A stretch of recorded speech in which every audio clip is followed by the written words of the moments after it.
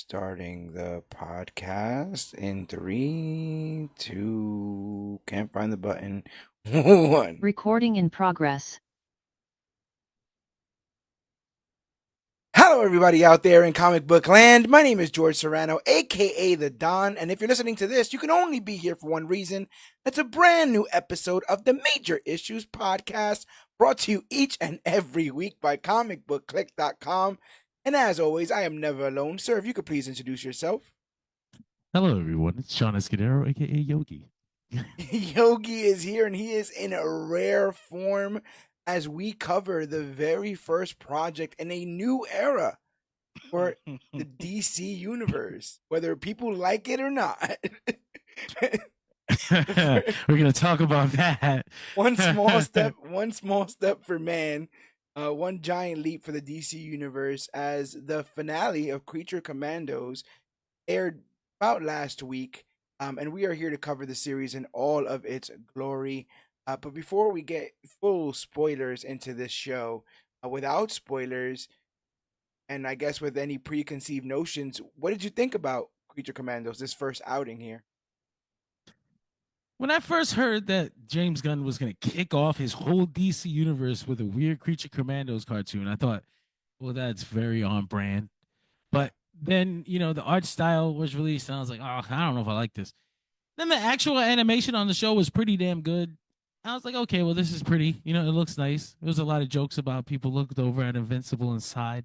But but overall, I have a weird. I ended up coming out of this feeling weird about Interesting. this show. Let's talk about it. It wasn't bad. It certainly wasn't a bad show. I think I Right. enjoyed it. I enjoyed. It was almost. It had the obviously overarching story about the princess and everything, but it had also like an anthology feel with like every episode having a different backstory for a different creature commando team Yeah. member. But at the same time, that made it feel a little like it was like, okay, when he said this show was gonna kick off the DC universe, right? You kind of get it's weird because you don't want to. I'm not saying that I wish this was full of fucking things that distract from the main story that are tying into other projects or whatever, but I certainly thought it was gonna be at least a little more important. Yeah. So Like, it's funny. What it sounds like this critique sounds kind of like how I felt when I left Guardians 2. It's like I liked it, but it didn't move any of this overarching plot forward. And yeah. isn't what these things supposed to do? I think it sets up a little bit of world building, and we'll talk about the premonitions and stuff like that they talk about in here. And I know that it definitely sets a tone.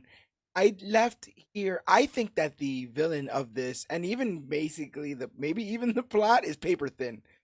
I think the characterizations are amazing. I think they're kind of on point there. They really knew how to tug on the heartstrings when it came to some of these origin stories that they wanted to tell in this. And then you even think back, right, when you think about like Rocket's origin, and he's really good at telling those really heart wrenching stories in that way. It felt like a writing exercise. Like Yeah, he was yeah, just like stretching his hands out, like getting ready to write some Superman, yeah. get some sad stories out real fast. It was also really horny. It was a really horny show, I thought. Um that makes some people uncomfortable. I think I come from a different era, so it doesn't really bother me. Like, as a matter of fact, this is pretty toned down compared to some of the things we grew up watching literally as fucking teenagers and preteens that fucking wired our brains. But What's interesting? Not to interrupt you. I had the wildest thought today, and I feel like this kind of show is the is the kind of show to talk about this kind of stuff. But I feel like what people perceive to be the best superhero content is damn near sexless. When you think of like what people name as some of the top superhero projects or movies, there's almost very little yeah. romance or women or or sex. I don't know Yeah. if it's a requirement to have it or a requirement not to. I don't know where comic books is supposed to stay on that line. I can imagine a lot of people that read them have no idea what it is. So I think a lot of younger people today are uncomfortable with the sex stuff. I think it even made people have like a discourse like, is he mistreating his women characters by, using them this way? And it's like, I didn't see it like that. Like I didn't see it like that. Maybe it's because, like I said, maybe it's because I'm from a different era, but uh I thought that was fine. I actually, that's not what bothered me about this show. I actually, like, quality wise, like I said, it was cute. It was fun. I had fun watching this show. I watched it with my son. We enjoyed it.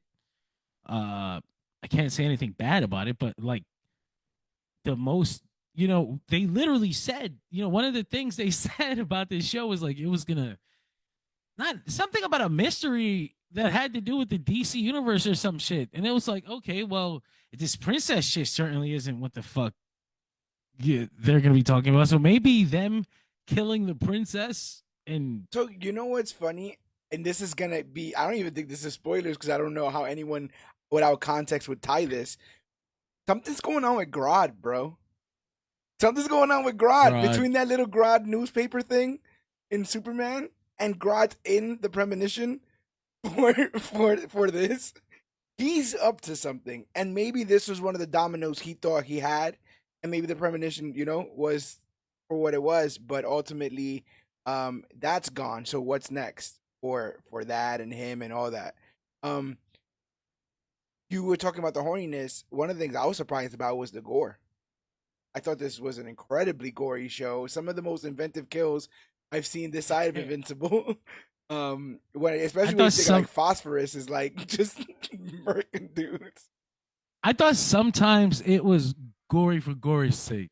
I thought I, like I don't disagree. sometimes like it wasn't like it was over the line because of the gore. It was just like sometimes it was like there was no reason, like And you okay, gotta I get write it. that, right? You gotta like write that Like direction for the for the animator, so you're and like, then the leg explodes. right, right. Well, I mean, I guess that was fun, but damn, y'all kind of having fun. Like a lot of fun here. I think it's in the finale. There's just literally a moment of the bride just face crushing somebody on a ledge of a window over and over and over again. Yeah. Um, so I was surprised, but one of the things I guess that excites me is that in that world of horniness and blood and monsters and ridiculousness that we're about to get into, we are led to believe that this is the same world that Superman is going to exist, that It Batman will is. later exist in. Yeah. And I Yeah. find that kind of exciting. The idea that you can still color in these shades, but also in what we're perceiving to be an incredibly hopeful movie in Superman. That's how this is supposed to kind of feel. And the weirdest thing was John Economos showing up kind of was like a weird kind of tie. Like him straight facing, or deadpanning the crazy ass events of this series with Amanda Waller, like he would then just walk over to Superman or walk over to whatever the next project is for DC or James Gunn. I think really ties that stuff together in a weird way. And I don't know, like I'm dying to see live action The Bride. I'm dying to see live action Frankenstein, played by David Harbour. I think it's going to be great. Um, Huh. and yeah, and I just it's this is not one of I'm those having things an where, audio issue, unfortunately. oh, can you hear me? But you go ahead and keep talking to the I, people, George. oh yeah, I can hear I you. will deal with this. Okay, you're fine. So yeah, I was this is, I come away from watching Invincible, or I come away from watching Harley Quinn the animated series, some of these old more adult focused animated projects, and it's like, oh, that was fun. That was a fun little exercise in, trying to tell an Elseworld story, a more adult story, a more, adult focused story. But with this is just going to be another flavor in the buffet that's going to be the DCU moving forward. And to know that they have sort of like this muscle to exercise is really exciting, especially for creative. They want to be able to tell bigger stories. And one of the things that I've been saying for a long time is DC has an incredible roster of characters, and these are like, people joke around about the Guardians of the Galaxy, but people knew some of those characters before getting in. When Creature Commandos was announced as the first sort of project, I don't think people were like, "Oh yes, finally GI Robot." Like, I'll be there day one for that. Um, and but now you got people that are going to be overnight fans. And what they choose to adapt in the future for the future of this is going to be very interesting. See how, well, I mean, over under. When do you think we see any of these characters beside? Because I think Flag is confirmed for Superman.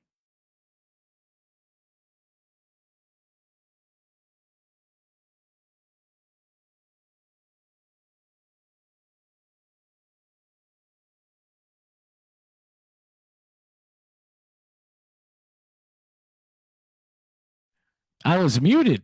Yeah, there you Hello. go. No, I'm saying Flag was concerned for confirmed for Superman. I was gonna say we already fucking. He doesn't have the fucking hair. I thought you were Yeah, agreeing with what me. he was gonna I do? thought you were saying. I Oh thought you no, were no, fucking. no, no. I was like, I yeah, think the I can't hair. hear you. I was like, yeah, absolutely, his hair. Yeah, Yeah, they already. He doesn't have white hair. He's got black hair, and it's supposed to be at the same time. So it's like, oh, very we already strange. fucked. We Yeah. already fucked it up. No, apparently James Gunn said he didn't want to dye it or something like that. And I was like, he thought it wouldn't So look his good. ass can go back to be Crossbones if that's what we doing out here like, in so, these streets.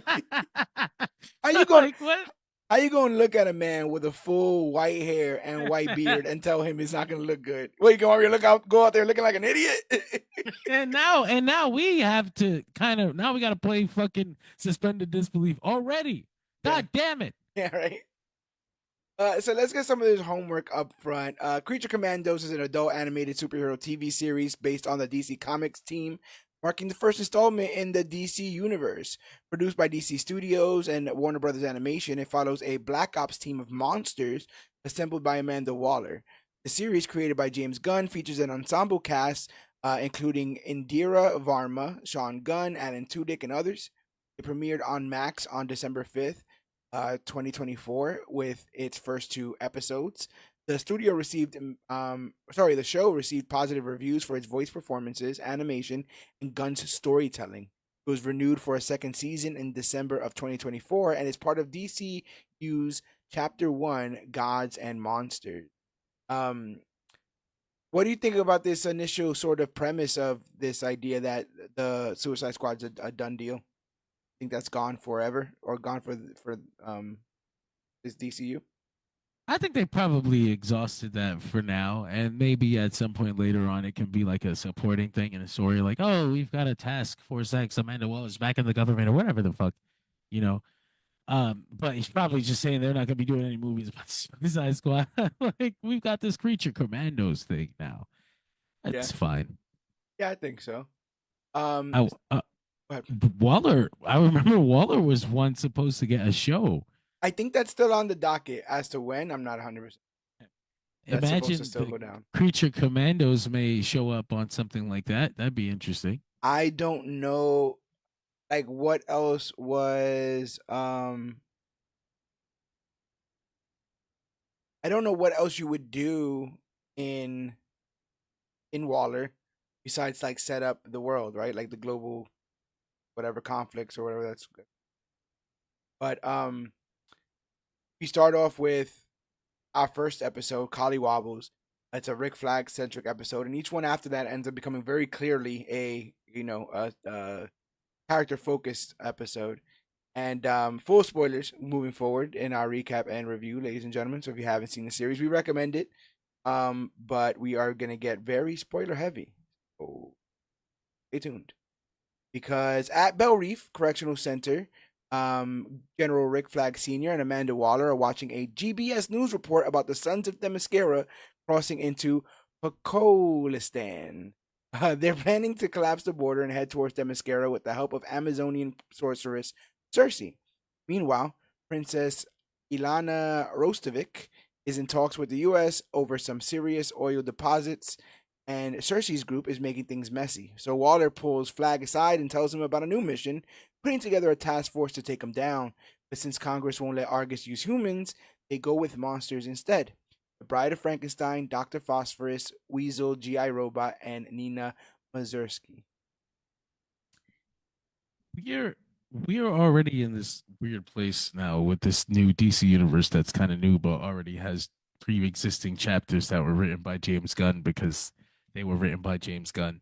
So Right. like, it was really funny seeing there is no difference between Flag Senior and Junior. We were just like, oh fuck, we killed the other one. Yeah. We have to insert one. But they mentioned Look, that, right, in this earlier sort of setup for this, like, they explain Weasel and they say Quarter Maltese, and he sort of, gives her condolences for Flag Jr. And Flag Sr. is supposed to be in Peacemaker season 2 as well. yeah, It's he will be. I guess that's like chasing the ghosts of his past type thing, his yeah, father in his brain, and yeah. that And type thing. what's interesting though, as a Green Lantern fan, you know exactly what it's like when the entire universe changes, but one guy's like, nope, nope, I remember the shit. this stays the same. Y'all can reboot. We we were telling a story. We're I've gonna we're played gonna these games before. yeah, we're gonna keep going with this. So yeah, it's very interesting to see. Do you have a favorite Commando? From this show, Yeah, probably. That's a good question. I hadn't thought about it before I got in here. Uh, Maybe Weasel. yeah, If I at the end of everything, he's like a dog. I it's some of his scenes were some of my favorite yeah, on this show. And then Nina ended up being interesting. I yeah. think I liked all of them. She ended up being really G.I. interesting. Robot. There you go. G.I. Robot was my fucking favorite. How could I forget? that deadpan, right? Did you check if they were all Nazis? Sounds like he might be a Nazi. Yeah, I was like, oh, I love GI Robot. that straight face is amazing. I grew to be a fan of Doctor Phosphorus. I like his lines and everything, especially towards the end where he gives like a real impassioned speech, and then he looks at the bride. He's like, "Did any of that sound like it was real? Did it Does sound that like sound like I cared? yeah, yeah." What a sociopathic question to ask. And then for the worst reasons, incredibly entertained by Frankenstein. Incredibly entertained by Eric Frankenstein, but he is the worst. Um, as somebody who's a little bit familiar with him in the comics, is this any sort of is this how he rolls? Is it, or is this more like a I guess more malicious version of the character? The only time I had read Frankenstein was in that weird New 52 Agents of Shade book. Okay, And him and Frankenstein's bride were already like cool. Like okay, that makes sense. I don't think they were in a relationship, but I think they were like working together. And I didn't know anything about their backstory before this. I don't know if he's like a weird incel, like always. Like I Yeah, have to look that up. that's basically how I was like, why Aesop been so hard? He's like that's But my then, queen. but then also it's all like he's like that. Like in the last episode, he's like that. It's in her name. Like I don't get why. I don't get why she's not for me. Like Literally. it's in her name. Um, but Flag and the team fly out to Pokolistan on the Sheba, where they meet Princess Rostovic. And Flag is clearly smitten. At a fancy banquet, he talks with her, and while Mizuki reassures G.I. Robot that they're going to take down some Nazi. He also lets Flag know that Weasel isn't dangerous and gives him some background on her life. Flag opens up about his late son and says he would have liked to introduce him to Rostovic, but she teases that she likes older men and invites him to her room. Flag, being the professional that he is, politely turns her down, saying that he needs to focus on planning for tomorrow. Later, things get tense when Marzuski follows the bride, who sneaks off to Frankenstein's manor. Meanwhile, Flag catches Dr. Phosphorus trying to steal a nanobomb remote detonator, and they get into a fight. Flag's not happy about it and lets him know that they're supposed to be on the same team. As the bride and Marzuski enter I feel like I'm gonna say that so many times wrong so many times. Enter Frankenstein's manor. A woman watches from a distance and reports everything to Eric. Yeah. I thought the fight between Phosphorus and Rick Flag was one of the first moments where I was like, "Oh, the animation on this show is really fucking nice. I like the way this looks." None of the trailers gave me that impression. When I saw the No, trailers, I was like, this is it seems stilted. It almost seems like a step behind, like yeah, it's missing frames. And yeah. I guess this could be okay. I did not rush to watch this first episode, I'll tell you that. Give me some time, and I ended up enjoying it after the fact, but animation can be so hit or miss nowadays. Like I remember, um, being kind of like, oh, that's a cool look when they did What If initially, and then now I'm like, I'm kind of over that the whole shading style and shadows and I never never did, liked never it. digged it. I I prefer the fucking Creature Commandos to that shit. Yeah. Oh, a thousand. Even before I knew it was gonna look like this, I always prefer the 2D stuff to the. I mean, not all. I guess sometimes it's really good. That wasn't. Yeah. So Rick Flag is having a hell of a time with his new team, and it looks like they need some bit more energy. He wants to be the leader that they need. But I think that it's kind of odd watching him. I mean, did you get kind of like a lot of the criticism? I guess it would be that this is the same formula over and over. What do you say to that? I have you read, like, not you George, but like Yeah. in general, the general you, like, have you ever read comics? Like, have you ever stepped into a superhero universe? Like, do you know how many fucking teams there are in Right. a superhero universe? In any given superhero universe, there's a that's part of the thing. That's part of living in a DC universe. The fact that there's so many teams: the Justice League, the Justice Society, the Injustice Society, the fucking Titans, the Teen Titans, the Young Justice, Yeah. fucking the Flash family, the Superman family, the Batman family. There's just so That's one many publisher. teams. That's only one You know, like, publisher. literally, I don't even get me started on the other one. Yeah. So I don't have a problem with that at all. I think honestly, that's if they have a. I guess their issue is like he keeps writing like uh teams that are like fuck ups that have to come together and work together in the end. Yeah. But this didn't even feel that way. I didn't think they ever had to like get over themselves to finally get it together in the end. I thought they actually worked pretty well the whole time. They're just all Yeah. fucked up.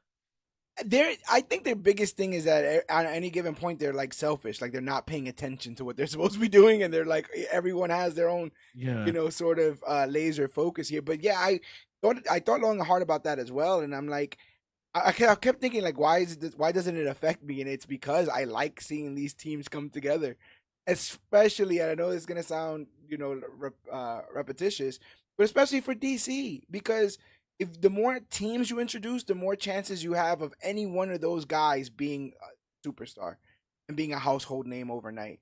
And so introduce as many. They're like, oh, too many people in Superman. Get them all in there. I don't care. It's his world. We can't just act like they exist when we tell the next sequel.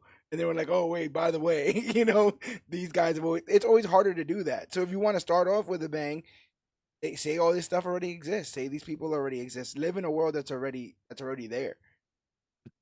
That is kind of what we're doing here with at least with Creature Commandos. They did establish some things. Like I guess like we know Batman's been around for 15 years already, and this is Superman, and we're coming into a world where Superman already exists because Yeah. the Creature Commandos referenced him. Right. So like that's kind of cool. Yeah, that we're getting past the yada yada of like of what happened when they're first there, and seeing them from the seeing those and or hearing about them from the villains is or villains, monsters or whatever is an interesting perspective as well. Because they don't see them the same way I guess a normal person would. And yeah, I don't see any of the criticism of all this. I kind of like watching Rick Flag. So, got to get the team together. And when it comes to getting a team together, what you're gonna need bunch of energy, especially if you want to be the leader that they need. And no one knows more about that than me. We've been doing this podcast, this specific one, for 7 years now. 8 years in November. Crazy stuff. Absolutely crazy stuff.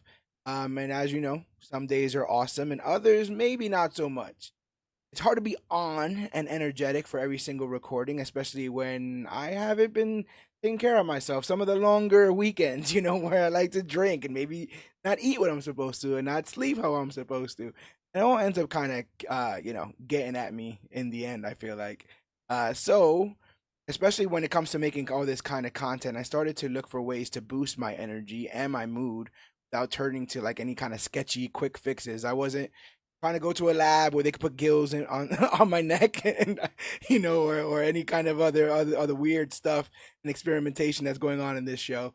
I just wanted something that was going to give me the energy and not necessarily just kind of give me a crash.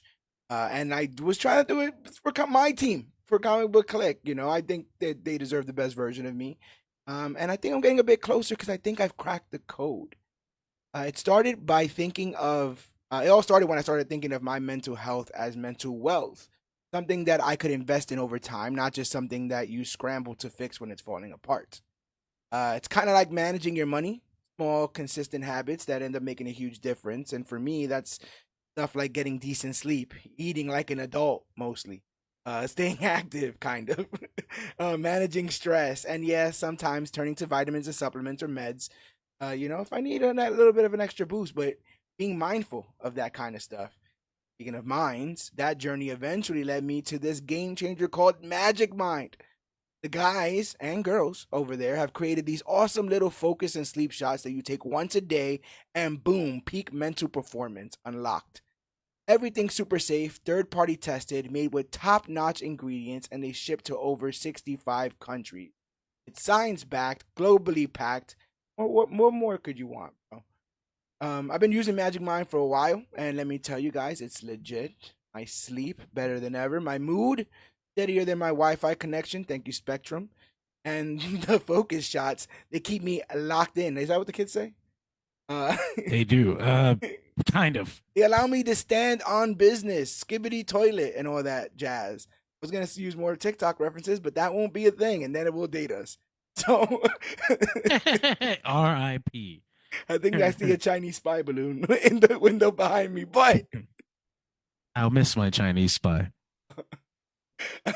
but like I said, this stuff has really kept me locked in and giving the best performances that I can for my team. And I'm doing it all without the caffeine crash. As somebody who kind of likes coffee, it's good to not immediately get the headaches and the jitters and all that comes with that. It's like having a secret weapon for energy during the day and a lullaby in a bottle at night. And the cherry on top, Magic Mind is so confident in their stuff that they offer a 100% refund. No questions asked, up to 100 days after you buy. Talk about standing on business, standing for your product, standing for your brand. That's something I'm doing. That's something James Gunn's trying to do, and the folks over there at Magic Mind. So if you're trying to level up your mental game, maybe give it a shot. Like literally. As a matter of fact, Magic Mind is bundling their sleep and focus shots at 45% off for first time buyers when you use our exclusive link. Just head over to magicmind.com/cbookjan to claim the deal. That's magicmind.com, C as in comic, book, BOOKJAN as in January to claim the deal. And with discounts like this, the real question is, what are you waiting for? Start 2025 off right and take a step towards better mental resilience. Improve your sleep quality and boost your focus with Magic Mind today, because a mind is a terrible thing to waste. They didn't even waste them for these Frankensteins. They put minds in them. I don't know if they put the right minds in them. We're going to find out that Eric got like one of those Einstein brains. What do you mean? She said no. Calm down, Eric. Gonna be The undead male loneliness epidemic continues. Yes. It's very Yes. sad. He's trying to like look up consent and zombies at the same time. I don't know how that's gonna work. So our next episode, the Tourmaline Necklace, is a bride-centric episode. We kind of get her backstory, where on a stormy night in 1831, Dr. Victor Frankenstein is dealing with growing pressures from his creation Eric, who demands a mate. Though Victor is reluctant to go down that path again, he eventually gives in and successfully brings a quote unquote bride to life. When the bride sees Eric for the first time, she freaks out and Eric is crushed. Over the next few weeks, Victor works with the bride, teaching her to speak, while Eric gets more and more frustrated. One night, after another failed attempt to win her over, Eric blows up at Victor, blaming him for the bride's rejection before storming off into tea. As time goes on, Victor and the bride's relationship grows and turns romantic, and he gives her a tourmaline necklace as a token of his feelings. One night, Eric catches them together and, consumed by jealousy, decides to get rid of the competition. When the bride's gone, Eric kills Victor in cold blood. When the bride finds Victor's body, she goes after Eric. And after a violent fight, she overpowers him, but she runs away from the manor in chaos, setting it on fire in the process and losing her necklace. For centuries, we are shown that Eric chases the bride, desperate to win her love, but no matter how hard he tries, he outsmarts and defeats him every. What an interesting little, what an interesting little dynamic set in the second episode. I'm once they do this, I'm like, just do this the show. Why am I going to Pokistan or whatever is going on over there? I want to see. I want to see whatever this is, whatever weird, twisted. I'm making you a wife. Matter of fact, I love her now. Kind of show. Yeah, that was really weird gothic Victorian era stuff that they fit in there. I thought what a weird guy. You know, like yeah, what a weird guy to do something like that. Not like But you it's know like at it, every step of the way, right? To make Eric, to then make Eric a wife, to then yeah. deny Eric his wife, and then to take the wife as his own. All the And steps the are very wife, weird. and I mean, he raised her kind of like he made this Uh, thing, and it was like a baby that he raised. And oh it's yeah, like because he had to teach her how to talk and everything. I forgot. Yeah, taught yeah, her yeah, taught yeah. her everything. And it's like this guy is fucking weird, isn't he? Gosh, He really is. But that's that was really interesting did he stuff. deserve his fate, Mr. Victor? Do you believe? Yeah, yeah. Yeah, Come on, yeah. you don't come on, come on.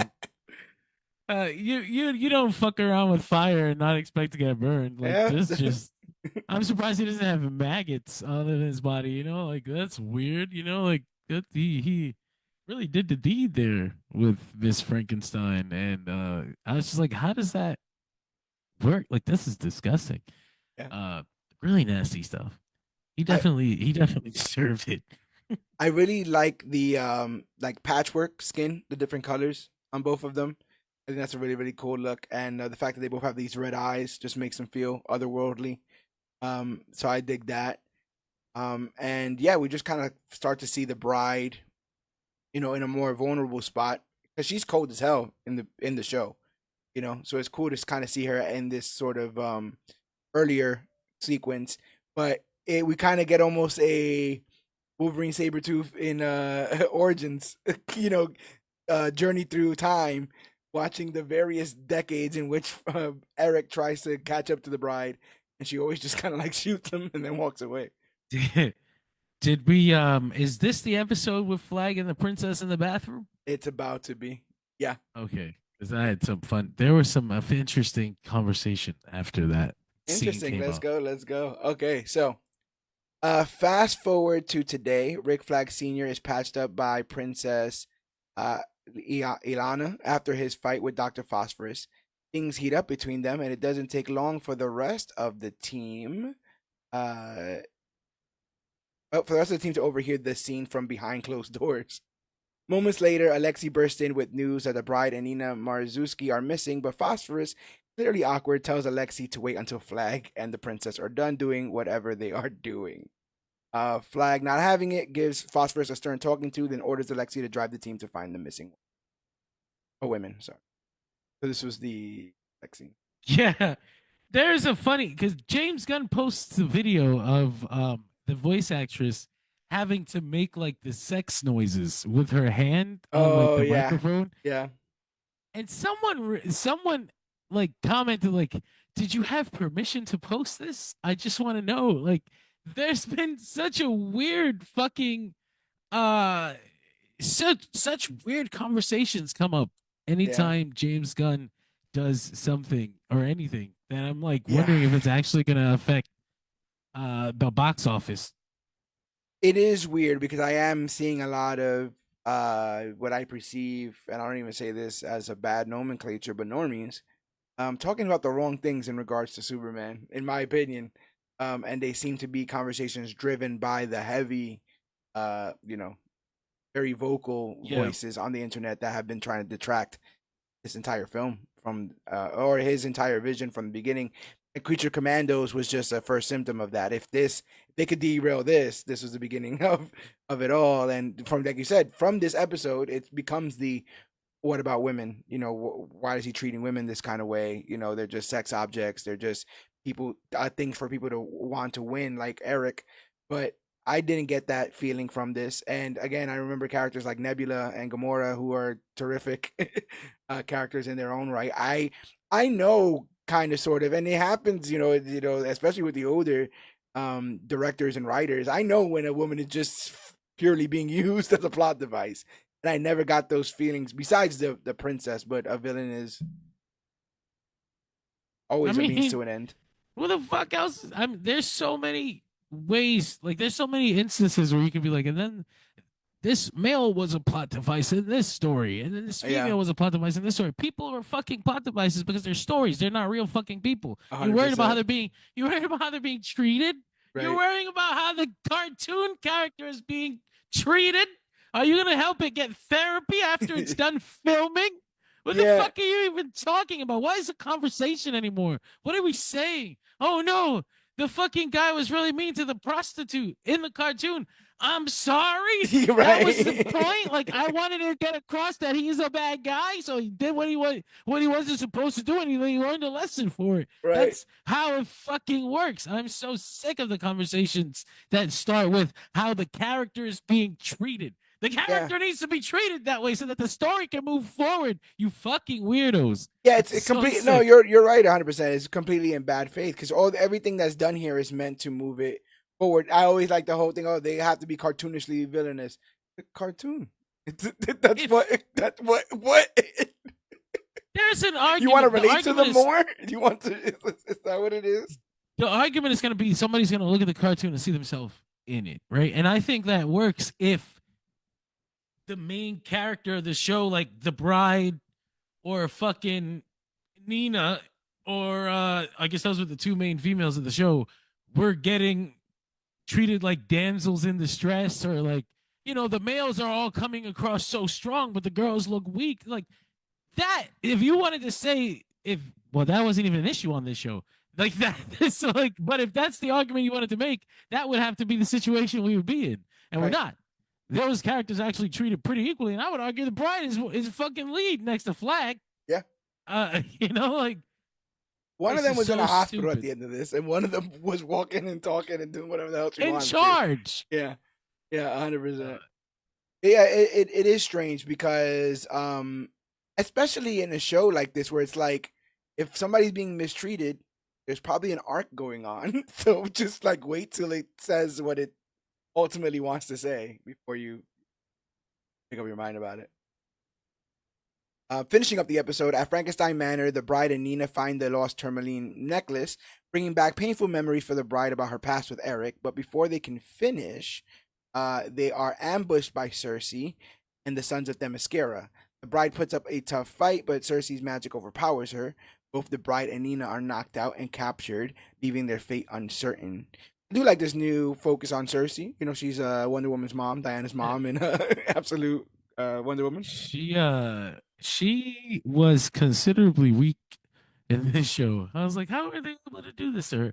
I wanted to believe maybe she let them, but I Okay. was like, okay, Oh yeah, and then even later on, she kind of gets caught up, yeah, like and yeah.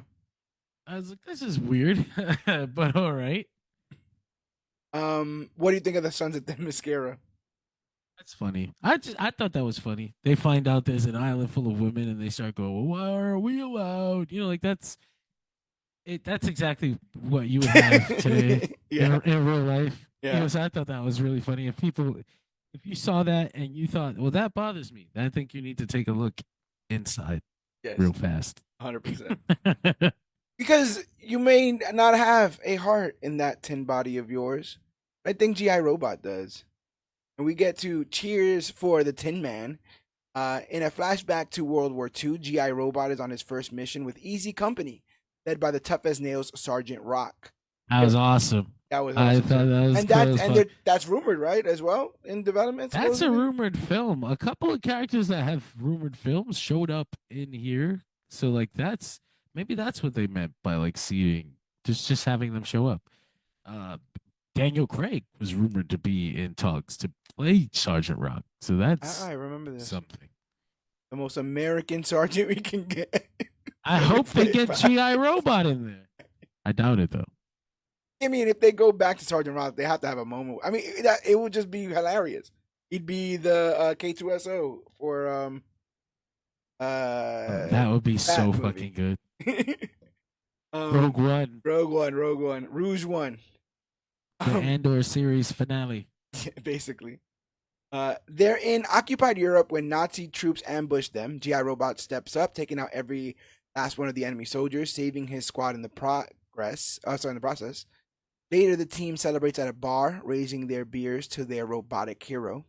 Back in the present, Rick Flag Sr. and the Creature Commandos arrive at Frankenstein Manor, only to find the bride and Nina, but no signs of Cersei or the sons of Themyscira. Flag quickly scolds his teammates, realizing the whole thing was a distraction to launch an attack on the princess. In another flashback, 20 years after the war, G.I. Robot makes an appearance on a talk show where he is celebrated as a war hero. This was like I felt like they did this because of um Oppenheimer. It, wa- It it felt was like a definitely. very Oppenheimer scene of like you know we're thanking you for this thing, and then like it just goes really left. I thought it um was a cool way to show the shift in how much I guess American society felt like they needed GI Robot 20 years later. You yeah. know, because they had shown him get like a similar presentation in the 40s where they brought him on stage and everyone was so excited to see this GI Robot. And then 20 years later, they bring him out and people are like, oh, what the fuck? And he's like, well, you all must be. Yeah, yeah. You're all looking funny at me. Like, you all must be weird Nazis, huh? 100%. And the thing is, like, it as somebody who also was enlisted at one point, you know, there's a narrative there about like being good at something that you can only do in a certain place at a certain time. And if you focus your entire life at being good at just that one thing, when there is no war, when you're back at peace, there's nothing to do. What do you and that's what a lot of the young men who come out of the military why they get stuck. They get driven to a purpose. They sharpen their tools for that very specific purpose, and then when peacetime comes or civilian life comes, what do? You know, I've been trained to know how to kill a man. How does that going to help me at Best Buy? And I'm working my 9 to 5 there, and so to see almost GI Robot try to find life post war when he's only been programmed for that, and if he still believes that they are, I mean, are still Nazis around, he's not necessarily wrong. So I'm not We're against him. gonna I'm not against him on that. Maybe, yeah, maybe we should have let him let him talk. He was cooking. let him cook. Yeah, let Let him him cook. cook. Hold on. Hold on. I think I don't disagree with the idea that that's how you deal with a Nazi. I don't think No. you can talk to a Nazi. I think, and it's kind of crazy because I do come from like I don't come from anything. I've come up with this idea for myself where I'm like, you know what? Maybe we actually did go wrong by not trying to understand each other first, even the weird racists. But then Nazis are like really icky. I don't want to Yeah. understand you. I want to hit you. I don't want to. I don't know if that's what James Gunn was saying, but I like that it felt that way. Well, it's a weird, like, just to be out and out supremacist in general, just to look at your fellow man and be like, "Oh, I'm better than them," just on the strength of Yeah, whatever like bullshit that you perceive. It's a weird that to me is just a weird trait to have. So yeah, I can see you not wanting even to engage in conversation because if you're starting off already with, "Oh, that set of people is just inherently better than the others," like, okay, well, all right. You know what? yeah, It just hit him. are you ain't nothing. Uh, so yeah, he's at this appearance, but his obsessive drive to hunt and kill Nazis makes everybody uncomfortable. And again, like I can't say it with a straight face because he's a robot, so there's no other straighter way to do it. But the idea, like that he's not blinking and that he has no expression and he's just like accusing people randomly in the crowd of being a Nazi, it's just really creepy. The best way, Funny. It's funny as hell. yeah. Um, and yeah, the U.S. Army, unsure of what to do with him after the war, hands GI Robot over to scientist Will Magnus, Metalman's Will That, Magnus. that was cool. I Really. think. That's what I'm saying. It's like little world building. So when you come back to him, it Yeah. makes sense. And when he just drops a whole, yeah, I remember GI Robot, my boy, kind of thing. We have that right there. He's definitely. I feel like they're gonna do something with him. I don't know if is it rumored there's a Metal Man movie, but I feel like there probably will be. feel like they keep threatening a Metalman something, and I see them appear in various things. I don't know a Metalman story to save my life, bro. Never. I seen them show up all the, and then they always the big title. I It's like the Metalman, and I'm like, yeah. And then I don't. I like when Batman turned them all into a giant mecha. Yeah, That yeah, was yeah. really that was really cool. Hey, That's maybe like how I know. That's how I know them. Right? They get used for things maybe in we're any setting them story. up for that. The You know what Megazord. I you know what I remember them from? Hmm. Alan Moore's Twilight of the Oh my God, yes, Superheroes. yes, yes. It was gold. Eesh, eesh. Uh, and Go chills. check that out. Go check that episode of Yeah, Major Issues out. that's a That's classic. that's That's a that's a classic. really good. That's a really good one. So during his time with Magnus, GI Robot repeatedly mentions his desire to reunite with his old squad and continue his Nazi hunting mission. Where's the boys? I understand that. A hundred Where's percent, the where are the boys? 100%. Where they at? Fast forward to the 1990s when GI Robot is found in a Hub City shop by a war memorabilia collector named Sam Fitzgibbons. Sam welcomes him into his home. The two form a friendship. That's not creepy at all. That's not. There's nothing wrong with that at all. Uh, Surprise Michael Rucker appearance. yes. Um, and he was, yeah. That guy's He got a had to job come. somewhere in the DCEU. I don't know what Yeah, he's he gonna had do. to show up somewhere. Yeah, because they I killed could him as Savant, so I I could could see him think doing like of voice acting or something for somebody else in the future. I could think of a lot of characters he could be too. He would work in No live flame. action. Holy shit! You know that? Do you know that that would legitimately be awesome? Like I could see him in the white wig. What else has he done where he's worn a white wig and freaked out Savant, like that? Savant. It Well, is right. I don't know if he freaked out. Well, he ran away. Remember, because he got scared and he ran off the island. He got his head blown off. That's right. That's Yeah, right. That was yeah, it. That was similar to Snowflame. I yeah, could see it. yeah. The human embodiment of cocaine. You think you really think James Gunn is gonna go 10 years without using Snowflame once? No, come That's an on. He's got that. insane.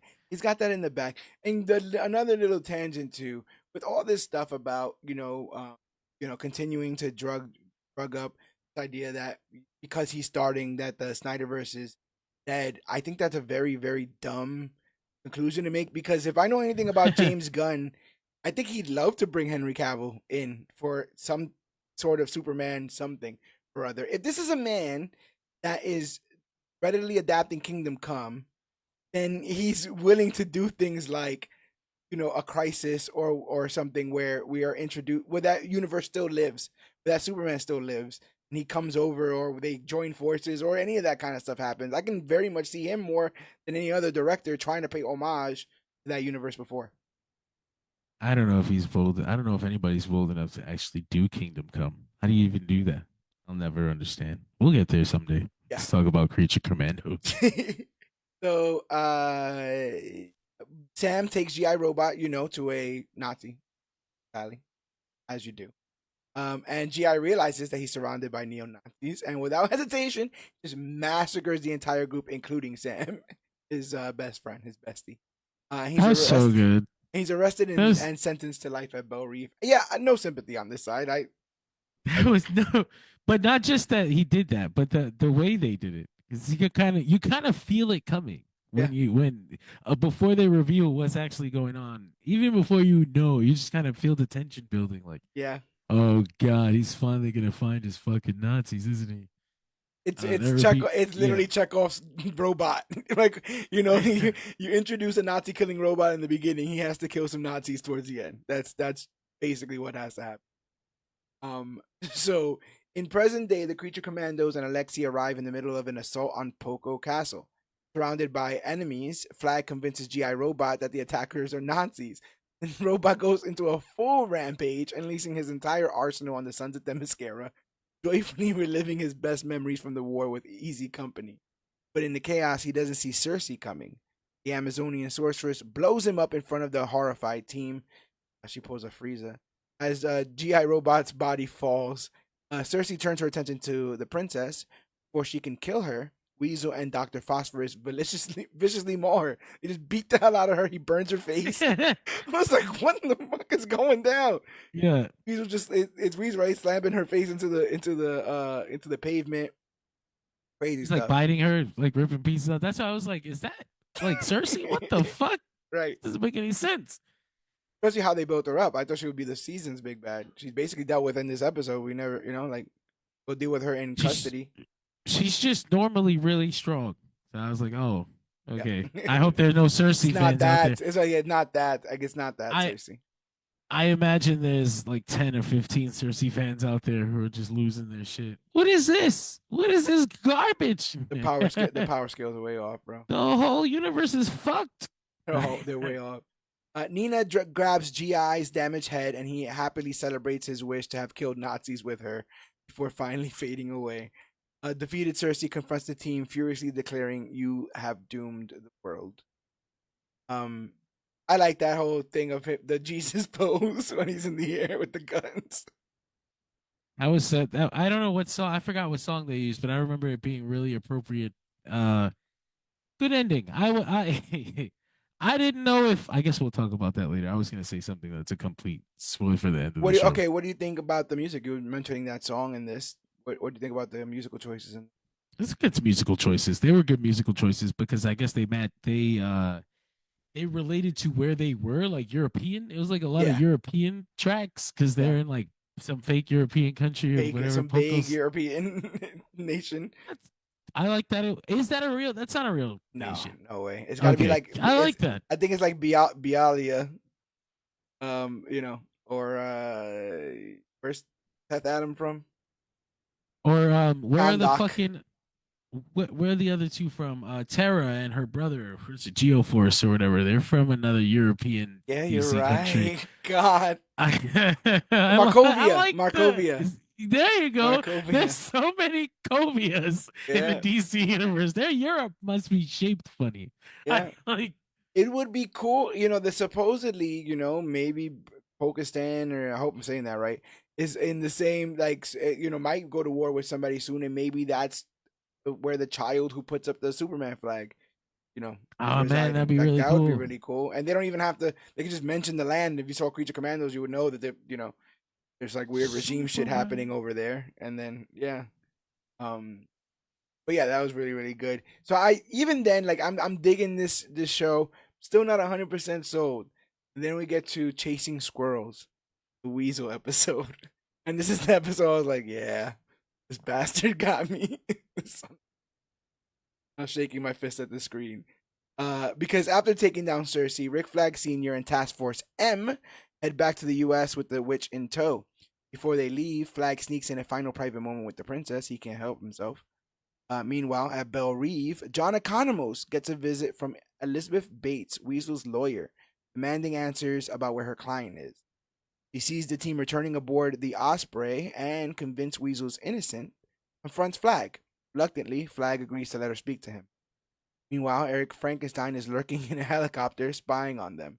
When he sees the connection between Flag and the bride, he jumps to conclusions and crashes the helicopter in a jealous rage.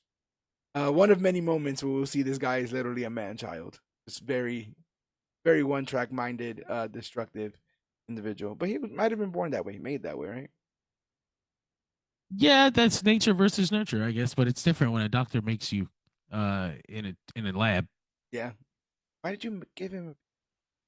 What? Because at one point I he talks about things thought getting it'd be funny. pornographic. He's like, Thought it'd be funny. our romantic comedy will turn into pornography. And I was like, who wrote that? It's like, what is going on? So in the interrogation room, Bates shows Weasel photos of the dead kids from Sunny Hill School. These are the kids that he was convicted of killing. We learned about this in the Suicide Squad. So you're like, Yeah. yeah, he's killed 20 something children. You're like, oh, and then you're led to believe that because at one point he like almost drowns, and there's no sympathy for him because you're like he's a kid killer. So screw him. That's gonna change that watch. But they were like, we can't have Sean Gunn play a children killer, so we're gonna pull back on that just a little bit. Uh, One of the photos that she shows Weasel triggers a memory for Weasel, and we flash back to when he befriended the kids by sharing food.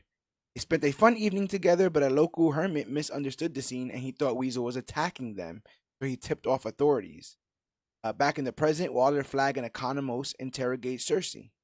Using her clairvoyant powers, Cersei explains that her assassination attempt on the princess was all to save the world. Waller's not buying it until Cersei shows her a horrifying vision of a future where the princess teams up with Gorilla Grodd in an army of Amnithist Knights. Amethyst Knights. Amethyst Knights? Amethyst Knights, Interesting. yes. To conquer the world, slaughtering heroes. Waller freaks out, orders Task Force M to kill the princess. Flag, torn because of his bond with her, soul bond, refuses the mission and storms out, leaving Waller furious. Is this what you wanted to talk about, sir? I can't remember. If no, no, no. I wanted to.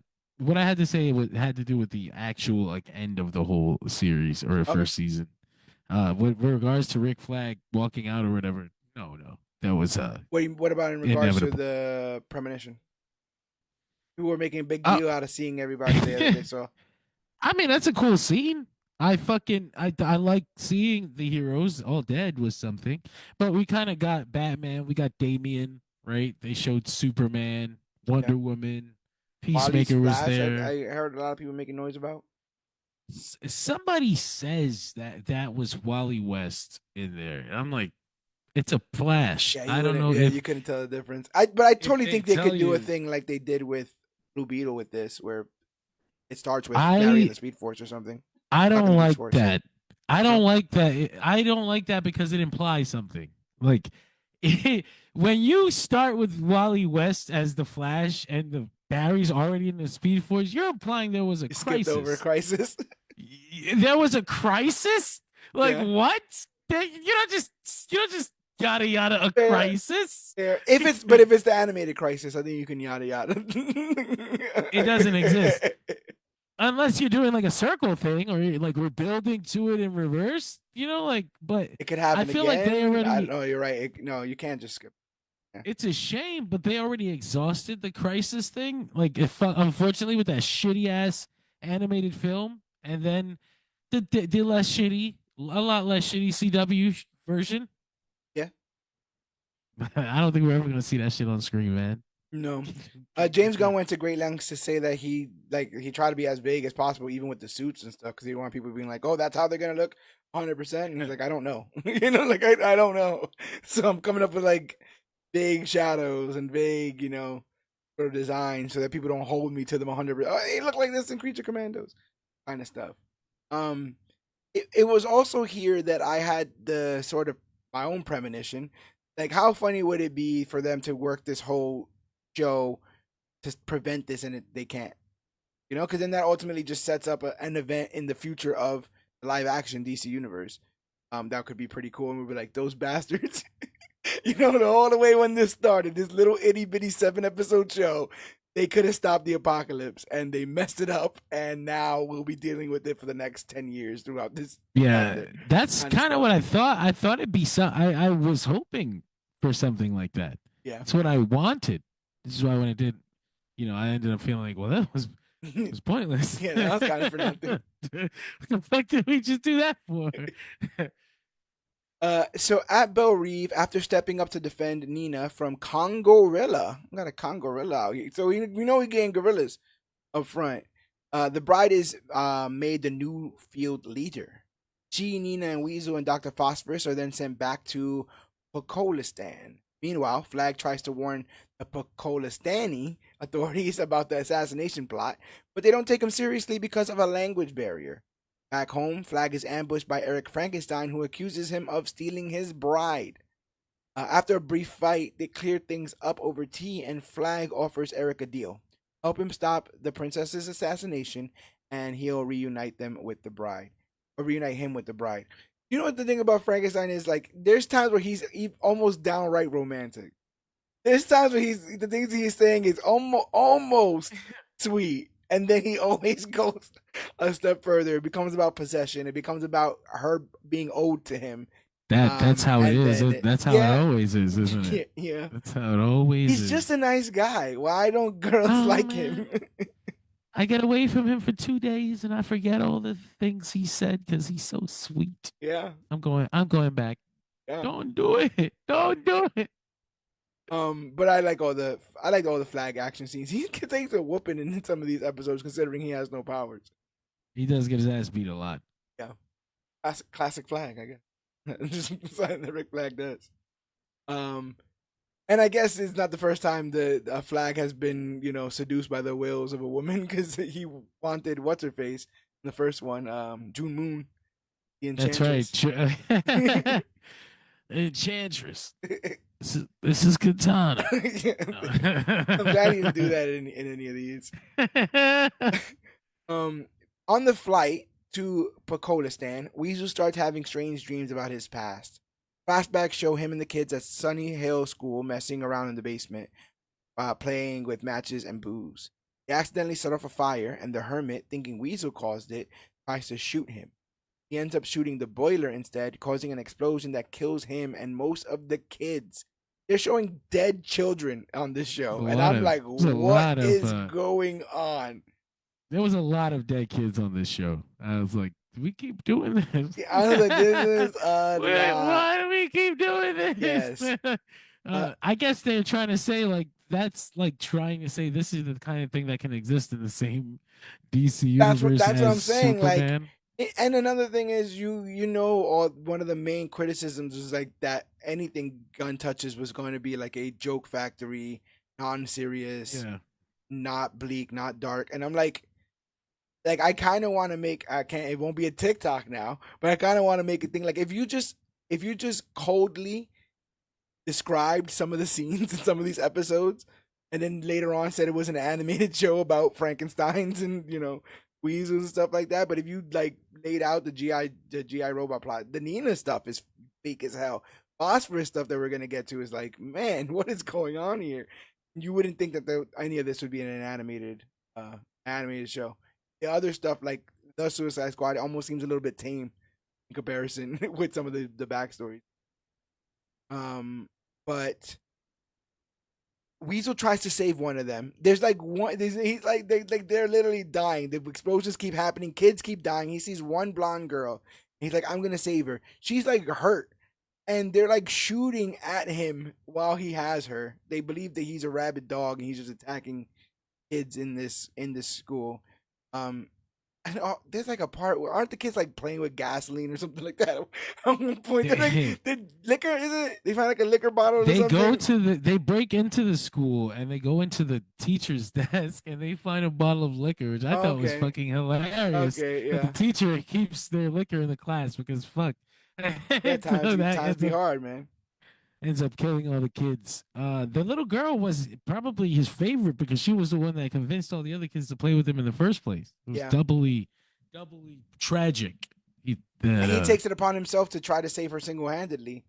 yeah, But it doesn't work. He gets literally shot to ribbons, and then she gets shot, and a bunch of debris ends up falling on her and killing. Um, and you can just see that he's haunted by the entire thing. Back in the present, Weasel's restless sleep catches the bride's attention. She just jokes that he must be dreaming of chasing squirrels. And that's really good. yeah, and the thing is, the Weasel has a bunch of abnormal behavior, but you can almost all point it back down to this, right? You never know when he's quote unquote chasing squirrels, when he's dreaming or thinking about any of this stuff. And we'll see how even the princess's slight resemblance to this little girl will trigger, will trigger his instincts again. But she also played with him a lot, which is one like And that's the first thing she this did. Yeah, yeah, she was like she played fetch with him for hours, they said. So like he definitely remembers people who treat him nicely. yeah. And don't throw him out of a helicopter when they know he can swim. It's very important stuff. Very important. We are now at the Iron Pot, the Eric Frankenstein episode. In a flashback, right after killing his creator and clashing with the bride, Eric Frankenstein escapes the burning manor and collapses into a river, unconscious and swept away by the current.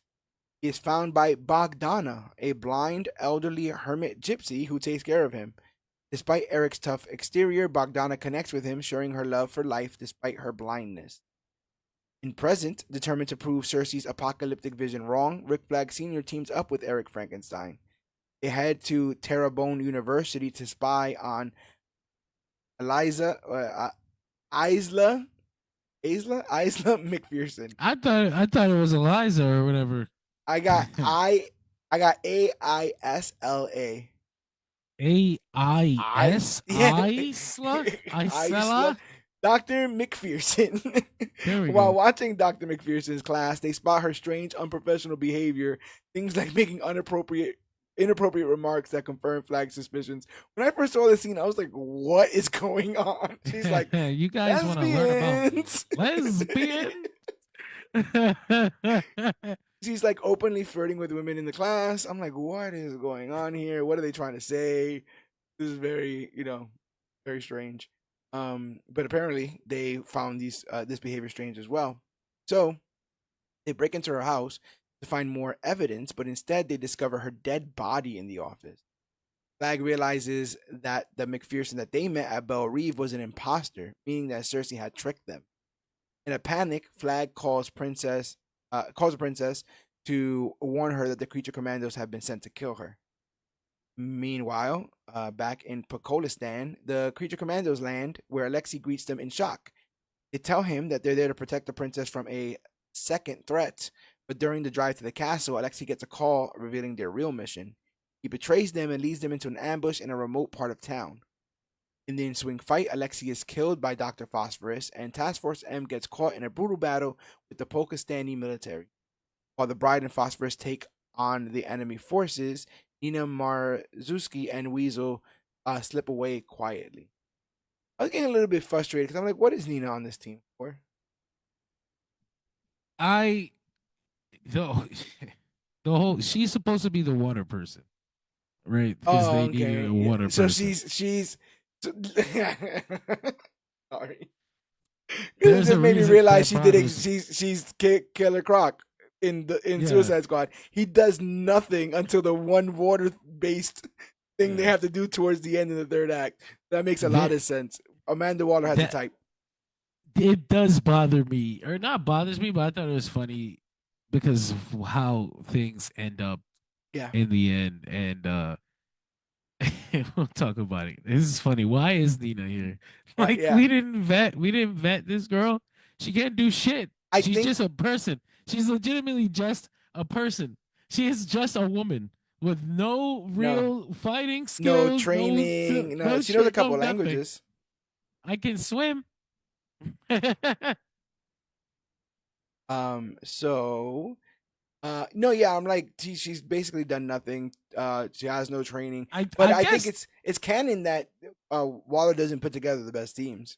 We've seen but I that was gonna now. say, I guess the point is that, excuse me, I dropped my fucking glasses. You're The right. point is I guess that she is a monster and misunderstood as a monster the same way they all are, and because she's misunderstood, she ended up on this team where she doesn't belong just because of the way she looks. So Like, it's a commentary on people who fall through the cracks. yeah, which is really sad because it happens. Yeah, I don't belong here at all. this is definitely like what I took away from this entire series is just that meditation on the idea that monsters are made, they're not born. And Yeah, that's a very I guess progressive way of tackling things in comics because it's a lot easier to just be like this guy is born, he's evil incarnate from the day he was born and deserves to die. It's very easy to sentence those kind of characters to death. The idea that it's the human characters that are doing the more horrific, dare I say, monstrous things than the monsters are, except for Eric. um, it says a lot about humanity and how we treat other. Uh, so back at McPherson's house, the imposter reveals itself to be Clayface, a dangerous and sadistic metahuman shapeshifter, also played by Alan Tudyk. You want to talk about a man who's cashing deep checks, bro. First of all, for years. he's probably getting hey money anyway. Chicken Moana chicken money. He's getting Moana chicken money. But just off the top of my head, Mr. Nobody from Doom Patrol, he voiced Joker in the Harley Quinn series. He choreographed the Peacemaker dance. He's doing Phosphorus and he's doing Clayface. He's Alan Wayne. Oh yeah, and he's Alan Wayne in Powerless. Powerless, In yeah. Powerless. Bro, that's a steady ass DC resume, right? I'm trying to think of somebody I who's been more in the last couple years, just like right I there, hope Alan Tudyk. I hope that he actually likes DC. It would be nice to find out, like, hey, I keep doing it because I like it. I Yeah, like these comics. I doubt that's the case, but but that would be really cool. it's Resident Alien printed under that DC sort of side hustle. Um, back at oh yeah, with Clayface. Oh, Clayface, bro. Were you excited to see Clayface, That's especially right. given the nature that we are? It's not rumored; it's been confirmed that the Clayface film is in production by director Mike Flanagan. That's such a weird move. I still don't understand it. I'm like, so this is coming out before Batman? I just Like, are don't you understand looking at the roster of the entire universe and going, that guy, you know, Clayface that movie? Clayface movie, like skipping Why are we over doing this? Batgirl, Nightwing, like moving your finger past past like better heroes, bigger heroes, and going, anyone do anything with Clayface lately? That's kind of how I felt about Creature Commandos, and it ended up proving me right. It's like, why are we doing this? Yeah, Okay. I guess his idea is like, look, we can tell all these kind of stories in the same universe. Look, this is how comics work. But it's like, I guess maybe Superman has to come out first. Maybe we're just too ahead of ourselves. yeah. Maybe the traditional superhero film will ground us into this world, and we'll understand how all these other movies can exist before the main ones. Even I, though I don't, this feels like an I don't. anchor. This feels like an anchor in the dirt, to remind us that it could always get dirty because it's about to get very hopeful and very bright and very optimistic with Superman, and I doubt you get depictions like we get in this series. But this series serves to be like we can do this too. They know that this is also this is also on the table in future installments because Superman is an incredibly crucial piece to all this. The film, right? Like this is what similar to what Man of Steel was the DCEU. It has to set the tone for everything moving forward, and so I don't expect it to be too outside of the box. It just needs to do the regular things right, if that makes sense. It actually it's got to be a little bit outside the box, just a little bit, because they For have what, to. like a superhero movie or for like a If Superman it movie? does, just like it can't. I think we need to get back to basics with Superman, but it can't just be a basic superhero film. It can't be a seven. There's no world where Superman is a seven and we have a DC universe after. Like, Yeah, no, it literally is all on the backs of this film. It all sits there, and maybe we'll start trickling out whatever they started making. But if Superman fails, we're fucked. yeah. There's no DC. There's no DC universe. It has to be perfect. It's But crazy. that's why I feel like with the Superman pressure, he's leaning on past works that have worked, right? Like you've heard about the stories that he's hoping to use for that. Where there's something like this, he can probably exercise his more creative muscles because he's not tied down to any preconceived You'd be, notions. Besides the you'd be Cersei of it all. surprised how much of the Creature Commando stuff some of the older comic nerds were kind of spazzing out about that they were really cool with because how accurate it was. James really Interesting.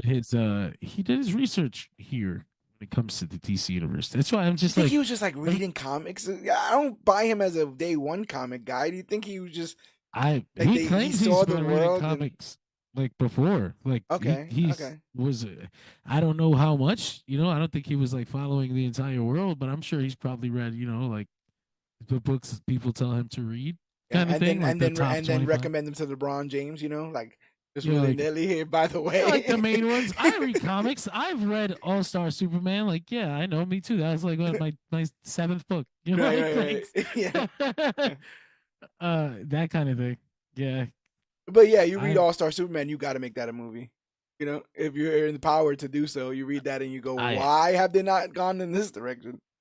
he's taking inspiration from so many different places that I think it's gonna be a interesting original take in the end. And you'll be able to see your references, kind of Like like BVS or Guardians of the I Galaxy. was gonna say like BVS because BVS takes from several bigger stories.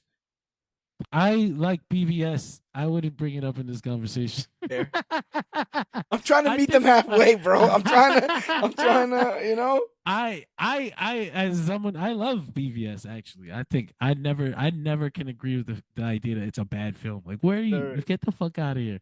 But I'm thinking more of Guardians of the Galaxy, the first one, where it had all these references to Guardians lore, and it felt like Guardians, and it had all the right character dynamics, and all of the character traits were perfect, but it wasn't like a story. It never took from any specific Guardians of the Galaxy story. Ultimately, it's a completely original story. And I Yeah, think it's going to be the same thing with Superman, where it's like we'll see, it'll feel just like Superman. But yeah, I really believe it's gonna be this original story, and we're gonna be surprised. yeah. I think so. To finish our Superman tangent, I think that one of the things that I found from this, and even a lot of my favorite works, is that some of the best, character-led superhero films don't necessarily have amazingly compelling villains. You're kind of on the ride to watch. Like, think of Iron Man 1, right? Like, I don't think Ironmonger worked for the plot. I don't put him in top 10, MCU Well, villains. I don't think it has to be that way. Though. I think we should. I I think of Man of Steel, and I love Zod. I actually think Zod was compelling from many different ways, Oh yeah, especially the idea that I'm not gonna get into fucking Man of Steel on a tangent. farm.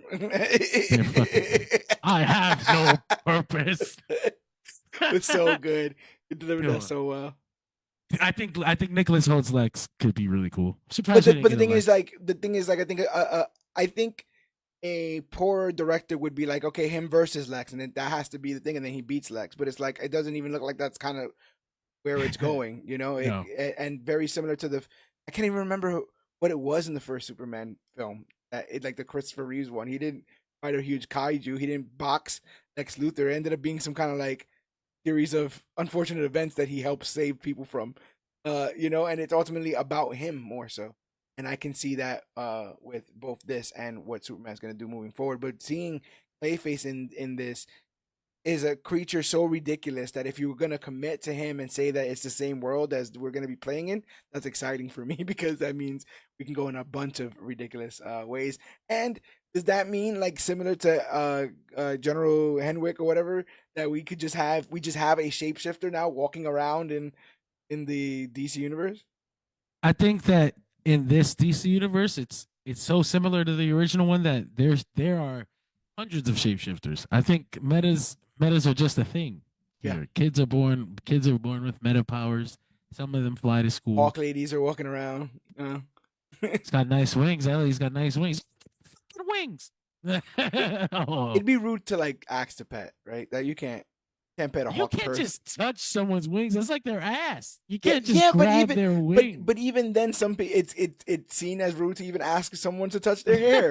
But like You know, their so hair, I don't know. yeah. Yes, I don't know. Like What maybe, what is a C? What C for? What is the number like? yeah, Right? yes. As we are learning from the Frankenstein thing, it's about consent, people. This is the whole message from Comic Book Click. It's all about consent. Um, but yeah, they're fighting Clayface. As they try to sneak out, Clayface just whoops their ass. Like they're like, "Oh yeah, he's watching TV."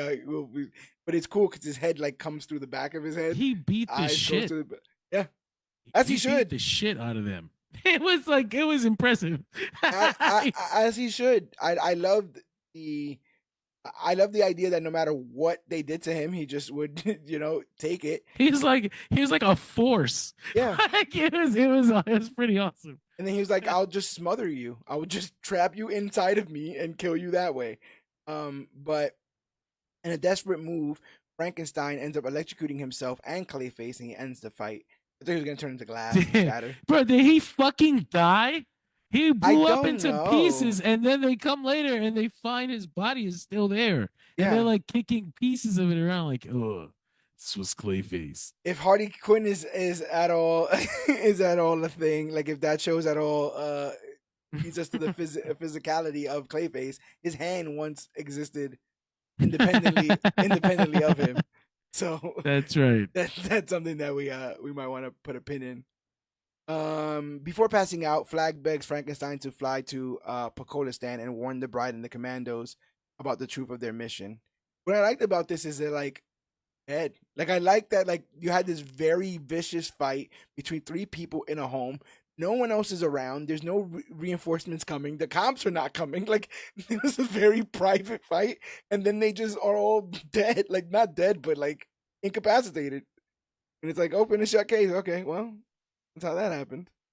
Like poor Flag. At the Poco Castle, the princess is told that the commandos have escaped. Furious, she orders their immediate capture and execution. Our final flashback from Frankenstein's perspective, we see that Bogdana is pleading for him to stay. Stay, I love you. She doesn't love you, and he's like, "That's my Budo." And then he's like, "She's just playing. That's how she play. That's how we play." I tell her I love her. Hard She to shoots me in get. the face, and it's like our thing. And she's like, "No, come on, And then it's like, "Don't leave. I'll be so lonely." And he's like, "Yeah, don't worry about that. I'm gonna make sure you never live a lonely day in your life." And he beats her to death with an iron pot. And then he grabs That's her pretty dog and takes off on the road to find the pretty bride. fucked up. God damn. Extremely dark. Extremely dark. And that's what I'm saying. Like, are we supposed to be rooting for Eric? Is there I any? don't Is think. there any? I don't think. No, right? I He's think not a he's sympathetic just. character. I think maybe that's part of the idea. Like he's almost charming you with his stupidity, and maybe this is how some people find themselves in unfortunate relationships. You get charmed by the stupidity of a fool, Or and president of the United States. But we will we will move forward to then a Priatel Skillet, the Dr. Phosphorus episode. After the ambush, the creature commandos go on the run with the Pokolistani. People from Pokolistan are going to be very upset with me. Those forces are hot on their heels. The bride finds Nina and they hold up in a brothel where they meet Madame Kirov, the brothel's manager. When the knights come looking for them, bride forces the manager to help out to avoid suspicion. While they wait things out, Girov points out the irony of the bride hating their profession, but still selling her body to the U.S. government for dirty work. Again, as a soldier, I'm like, she's not wrong. I think I've heard versions of this argument before, and it's Mm-hmm. hard to argue. It's really hard to debate it. I mean, it's the truth. Yeah, I mean, like, I don't know what's I don't know what you would consider worse. The only idea is I that don't know if it, we have a propaganda behind, uh, you know, the military and being I the guess best at killing, like the bestest. one pays better. One pays better for sure. Yeah, I think. yeah, yep. Unless you can find a young Russian. Legalize legalize prostitution. Yes, if you can find a young Russian son of a Democrat, No. dignitary, get married in Vegas. You know, live the That's life. right. You live the life that you want to. Live a life that's so good that you debut in Criterion. There you go, baby. Back in the U.S., Rick Flag Sr. is in bad shape after his encounter with Clayface. He's comatose and paralyzed. I'm like, damn. Amanda Waller and John Economos rush him to the hospital. Again, seeing John Economos just there, he's done the Peacemaker stuff, the weird fly stuff, and the butterfly stuff in that. He's connected to the original The Suicide Squad, so he knows about Starro and Kaijus and all that stuff. I just like that he's so mundane about all this stuff. Like at this point now, he's just like, okay, yeah, we got to stop the Frankenstein guy. Like it just. I like his like Dilbert esque delivery about all this kind of stuff. What do you think about adding John Economos into the mix here like this? I like Economos. He grew on me in Peacemaker. So I Dye just beard, like seeing him show up, dye beard, and he came with the gray beard, so it's not dyed now. yeah, I was like, oh look, growth, growth. He still got the broken leg yeah, from the end of Peacemaker. and never once So mentioned meeting Shazam, which I think everyone's kind of glad about. I don't think that was Shazam there. Where? It Oh, are you thinking about the end of Peacemaker? the I'm end of thinking about the Peacemaker. I think. no, I'm thinking about the end of Black Oh Adam. fuck! I forgot that happened. Oh my god! Oh my god! Oh There, my was- god! there was a Jennifer Holland was in there too, there right? was a Justice Society team, bro. It was a Justice Jesus. Society And tease. why would the Justice Society be working for the government? It Anyway, we'll move on. We'll get back to the doesn't thank make you. any It's sense. gone. It's gone The mean Dwayne is gone. for now.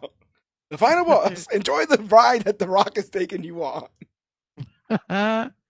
Uh, Waller finds out that Frankenstein left for Pokolistan, and she assumes Frankenstein's behind Flag's injuries and fears that he's about to set Cersei's apocalyptic plan in motion. Waller has Argus agents keep an eye out on the airport. What she doesn't know is Frankenstein's already snuck on a private jet. He kills the passengers and forces the pilots to fly him to Pokolistan. Meanwhile, Weasel takes off into the forest, make friends with a pack of wolves, deciding to stick with them for a while. Did you what is this? That What is was this? so fucking good. He just ran off and found a new family. And they just was hanging. And they accepted him, and we literally find him sleeping in the pile with them, and he has to take a moment to decide if he wants to keep living as a wolf. Yeah. Or if he wants to go back to the team. It was such a bizarre subplot out of nowhere. I loved it. Especially because it's said with no words. All of it's with no words. You just see made it. him one of my favorite characters. Like when they just cut back to him sleeping in the pile, I was like, "This is fucking great." And that's the thing. We're dealing with a bunch of like really serious, grim, apocalyptic consequences, and he's just like he's never. I don't think we've ever even confirmed that he understands English. Has he done anything that they've told him to do? He's You get what I'm saying? I'm trying to think. Like when they say stop, does he stop? I have no confirmation that he speaks English. He's just kind of been following them around, and I guess Waller's like, if he dies, he dies. We get rid of him somehow. Maybe it's like an animal. The dogs don't speak English, but they understand the words that they hear over and over. Yeah. He's like, that sound means I gotta stop doing what I gotta stop doing if they want to feed me. It feels really weird saying that they don't understand English, but they understand the sounds they hear over and over. That's literally understanding English. I don't know what I'm talking about. Kind of sort. No, because we understand barks, like if they're mad or whatever. We don't understand what they're saying. I speak dog. Got that dog in you. So Dr. Phosphorus is trying to stay out of sight from the knights, and he breaks into a house and meets a young girl named Yana. They bond for a bit, and Phosphorus reflects on his past. So jacked up. In a flashback, Alex Sartorius is a brilliant scientist from Gotham working on nuclear fission treatment for cancer. He has to take mobster Rupert Thorne's money to fund his research. As a Batman the Animated Series fan, that brought a smile to my face.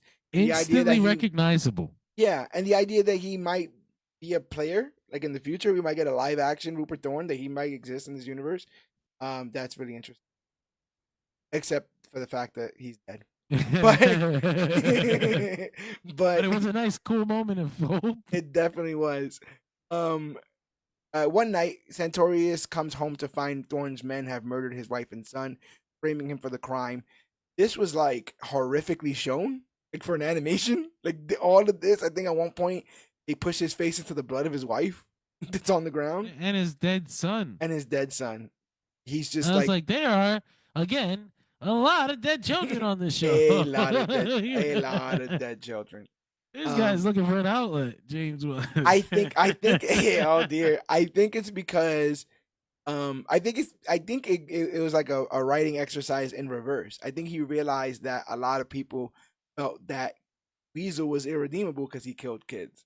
So he had to find a back door to explain that he didn't, and then make everybody else kill kids, so that they are all irredeemable. Because I did this for you, Sean. Yeah, many dead children.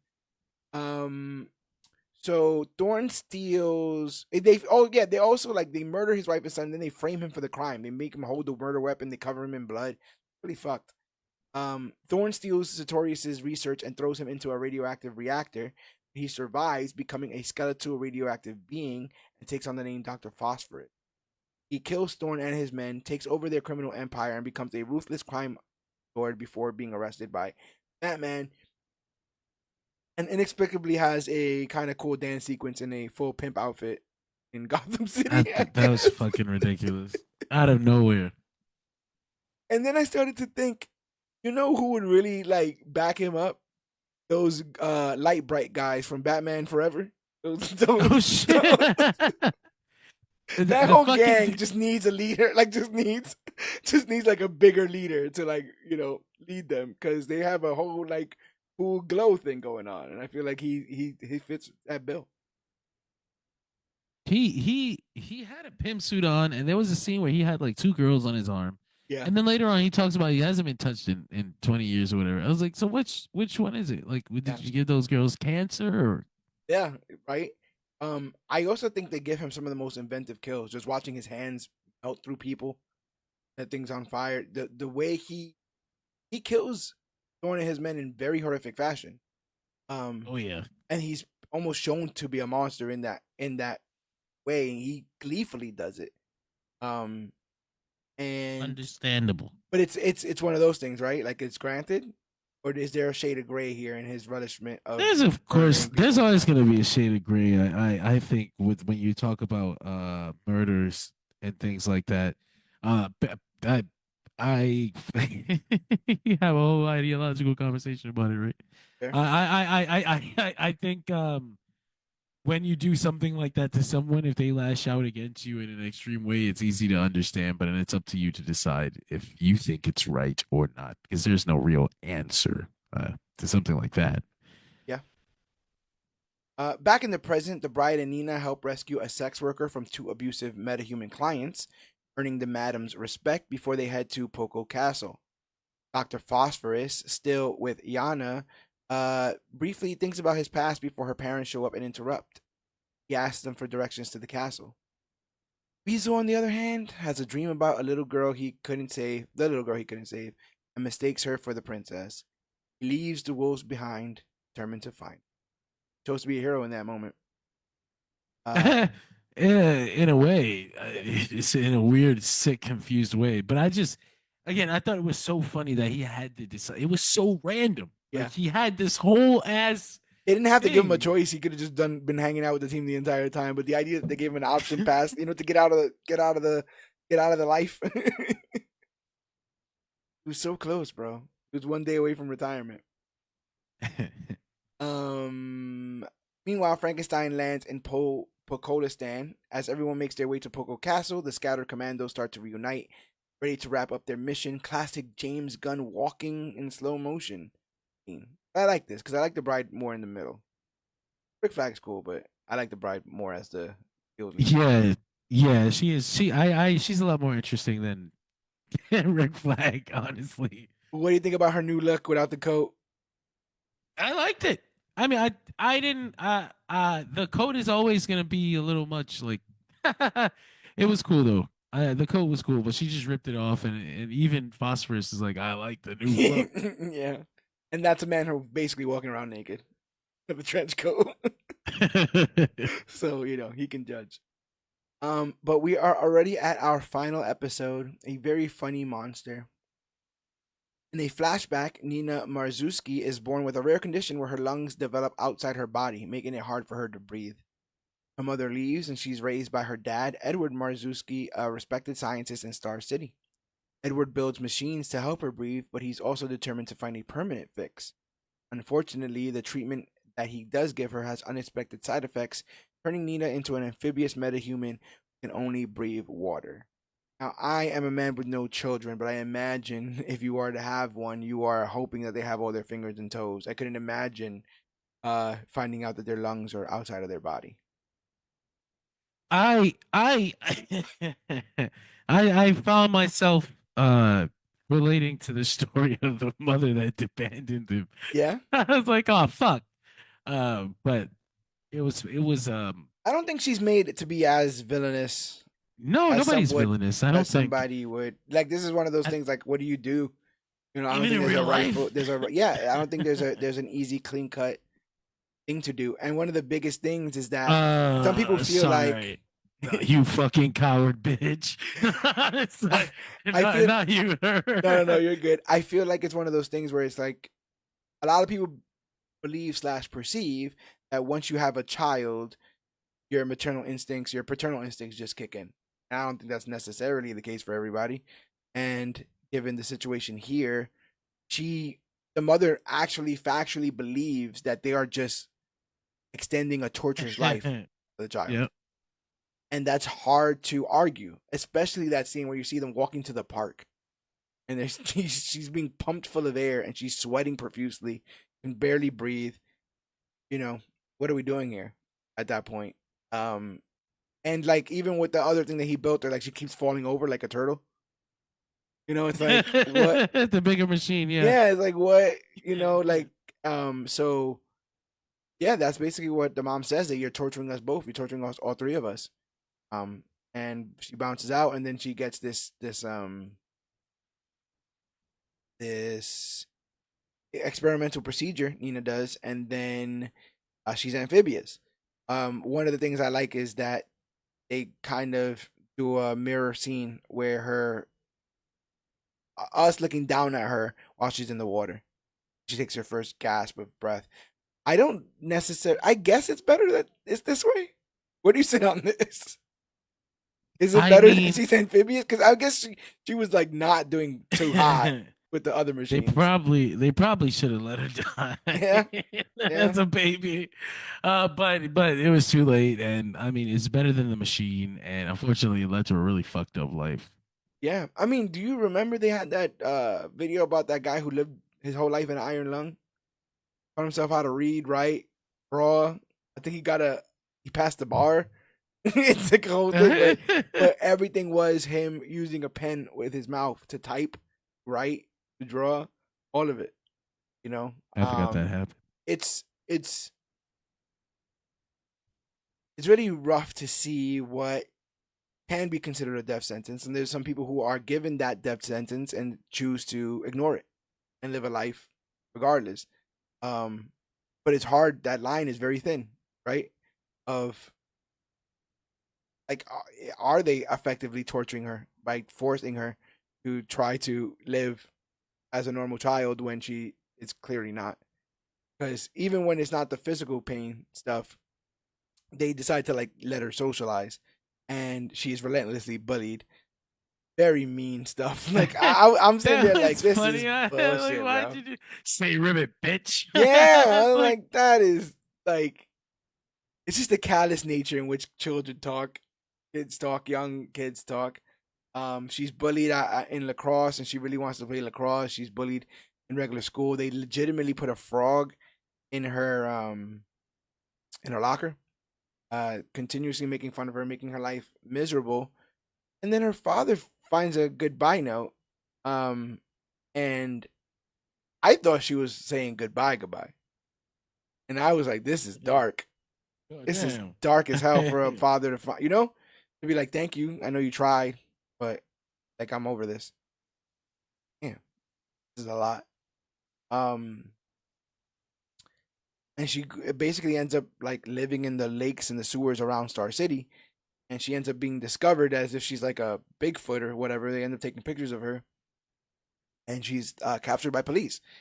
And so her father sees her, runs up to her, pushes past her, and the most trigger happy cop shoots him. I'm like, what? What? I don't think you needed to shoot him in that moment, sir. You went above and beyond to make sure that you shot him, and now he's dead. Um, and it, immediately when they were protesting him even breaking the line, I knew something bad was gonna happen. And it does suck that they're actively apprehending her, and she can't breathe. She can't talk. She can't explain herself. She can't do any of this stuff because she's not in the water. Really, really tragic situation that they set up there for Nina. How'd you feel about the death of her father in this scene? I thought it was I in any other situation I thought it'd be comedy like that. They shot him for nothing. Like, why did you Yeah, shoot him? What the fuck? yeah, But then but we live in our world. yep. We live, But it's not it's that like, oh, surprising. that doesn't surprise me at all. Actually, that can happen. It Yeah, has happened. yeah. And it's tragic because you see them dump her into a tank, and she's basically screaming. Doesn't I really get to see I her father was die. I was more thinking like, okay, so she goes to the sewer now and she lives in the sewer. So like, how does that work with the gills? Like, that's disgusting. I Like, wonder if why there's some sort is of filtration or whatever. But you also can't put like saltwater fish in regular. water Yeah, or like vice that's really versa. fucking So nasty. Why did she do that? I do wonder how that works. And But what, also, like, what is her crime? Her crime is that she's uh, not human? Because these other people have committed crimes. they locked her up for being ugly. That's what I'm saying. She doesn't have In a a body world, count. She's not even being blamed falsely for a body count. Like in a Weasel. world where metahumans just exist, it's kind of weird that they treated her like that. This is the mutant thing, right? Like Yeah, like Bruce what? Banner is a hero, but the Beast is a fucking monster. Well, he is a monster. That's a whole other. You locked her up for being green? Yeah, Isn't that racist? yeah, that's what I'm saying. Just for being a fish woman. Nothing wrong with being a fish woman. No nipples. No nipples, not, or maybe too many. I don't know. I don't know. Where I don't know. do fish? I don't know. Where do fish nipples go? We're asking the important questions here on the Major Issues podcast. We need to find out. Yes. Um. So in the present, the Creature Commandos break into Poco Castle, climbing a tower and spotting security footage of the princess talking to a mysterious figure. Not long after, Eric Frankenstein shows up to deliver a message from Rick Flag Sr., but is shot by the bride before he can explain, seemingly left for dead. I cannot tell you how hilarious I found this scene. This entire time, he's just trying to meet back up with her. And when he does, she doesn't even like.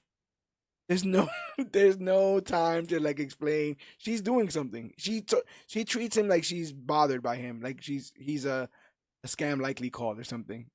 Like she just He deals with him. basically is.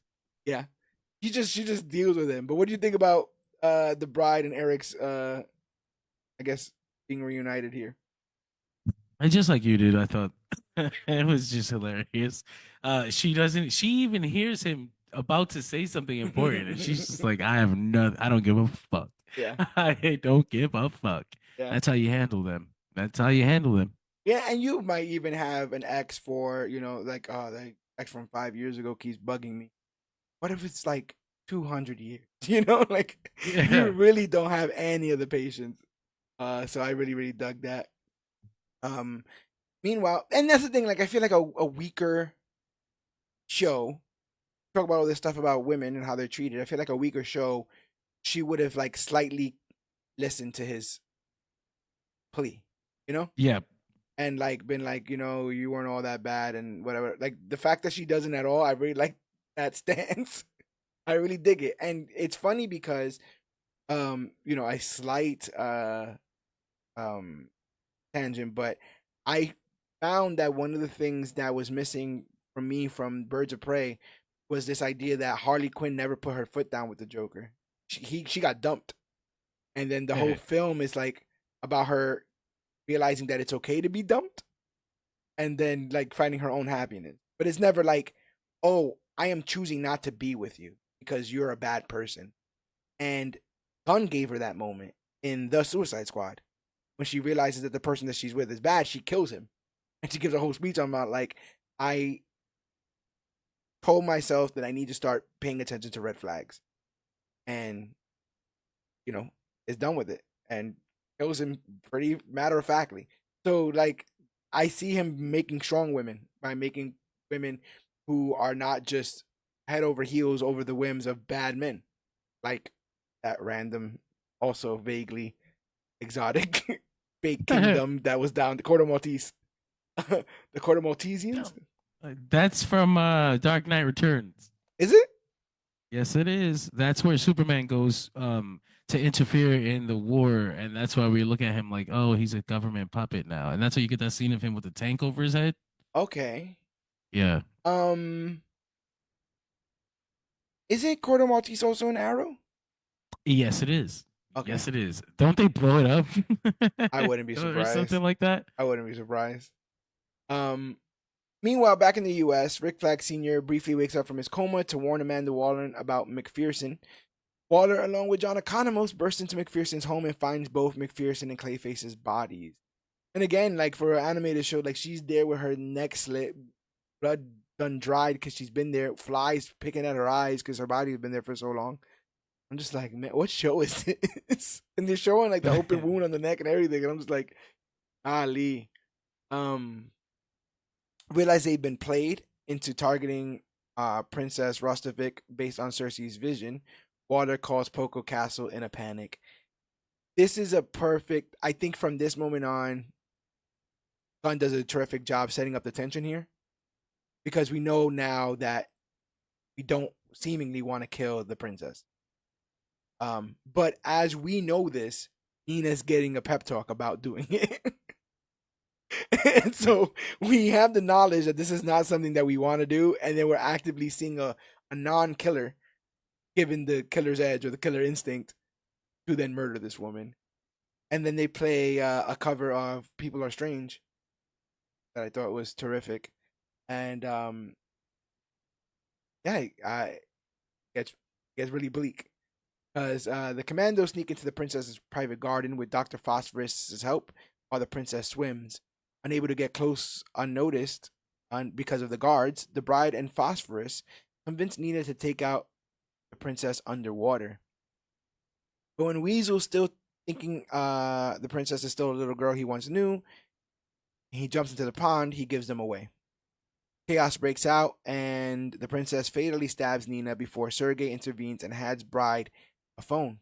Waller admits they messed up, leaving Bride heartbroken as Nina's lifeless body floats to the. What do you think of this scene? Nina's That was death. just that was just tragic. I thought Weasel was gonna be the one to die. The emotional death Oh yeah, yeah, yeah, on the team. Nina was a surprise. I was like, fuck, that's really fucked up. Damn. A lot of things in the show was fucked up for fucked up sake. It's yeah. like, oh, this is all fucked up. Especially that moment is a very cold moment, right? Like we fucked up, and it's like, yeah, you fucked up, and you'll sleep well at night. But I'm actively looking at what that fuck up caused. I'm actively looking at a innocent body rising, you know, in the water. Um, and I think in that moment, the bride kind of realizes how expendable they already are because this was the best of them, at least perceived in her eyes, and her loss is nothing, nothing on the books. Father ain't got nothing to say about it. Doesn't even matter. It was a mistake. This is what happens with an accounting error. You know, someone puts the wrong letter in the wrong box or whatever. Um, and if you mediate on or marinate on the thing that you were talking about earlier about her being a symbol of the people that kind of fall through the cracks, did she deserve that? Did she deserve this life? Like all of it, or that's or really or do that's you do the really baby what Thanos, situation? It's a rough mediation. What do you I think? guess I guess everybody deserves a chance, and the father did give her a chance, and that was his job. He did his job. That's his purpose. I mean, we don't really have purpose as people. We just kind of came to existence by accident. Lots of things crashed into each other, and we're just here. But I feel like of all the things that maybe might be close to a purpose, for some reason we really like to have sex and make kids. So like you figure like then taking care of the one that you have and giving it a chance at life is probably the closest thing to like an innate purpose we have. He did his job. You Yeah, can't really call him wrong for that. He did what he did. Unfortunately, society is and nature is fucked up. You give birth to 100 fucking baby eggs and only three of them are gonna live. no, 100. That's percent fucked up. Do you does it matter that she didn't do anything in this series? Like, do you think that's a fair I criticism levied against the show? No, because that's the point. Like she wasn't supposed to be here, and it cost her her life, and the government doesn't give a fuck because she's a monster, and nobody give a fuck about her because of the way she looked their entire life. They Yeah, treated her like shit. She ended up in a situation she shouldn't have been in, and of course she couldn't do anything because she was nobody.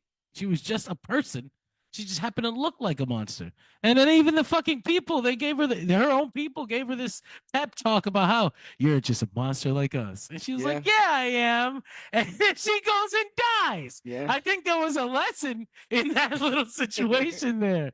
That's the You worst know, like, part is that, like I said, us having the knowledge that they don't want her to do this while she's actively been giving a pep talk about how badass she can be and how she was always one of us. It's it, like, damn. it's not even messed up. It's more like, it's more messed up in like, as soon as she decided that she was a monster, she died. Because she Yeah, wasn't a monster. None of them are monsters. They're just fucking people. and Yeah. they're all ugly. You know, they all have their fucked up situations, except for Phosphorus. He kind of became a monster, but they're all. They're all I think Bride is getting there. I think she Bride is is gonna getting there, end but up there.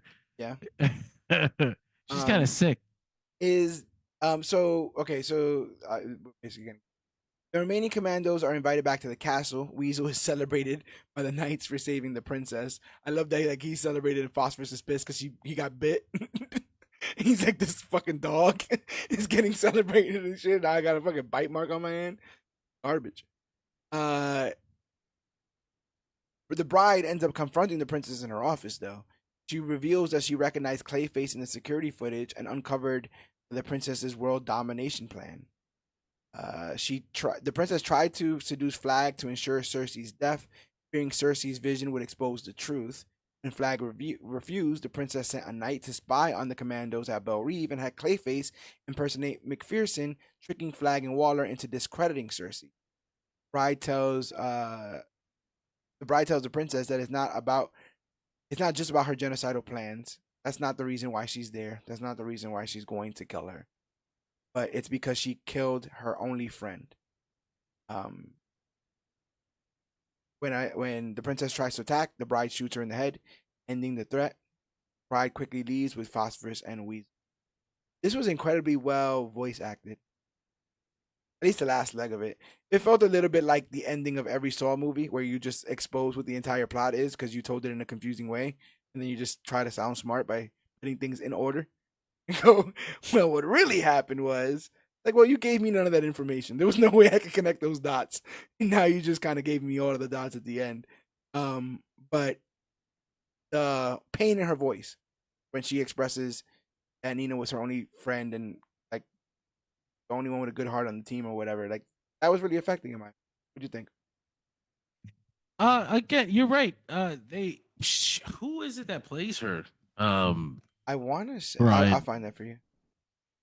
Yeah, she was really good. The princess thing was funny for me because again, I was looking for a hook with that whole future thing. Like, if it doesn't happen, then what is gonna happen? Like, what I fucking I think it's one of DC those things universe though. thing? I honestly believe that it's one of those things where you it's the Dr. Manhattan moving the lantern thing. I feel like we just are getting to another another catastrophe. It's Indira Varma. Oh, that's the lady from wasn't she in Kenobi? Uh, Yes. fuck, the Game of Thrones lady, right? Yes, she was in Kenobi. She played a double agent imperial Yep. officer. Yep.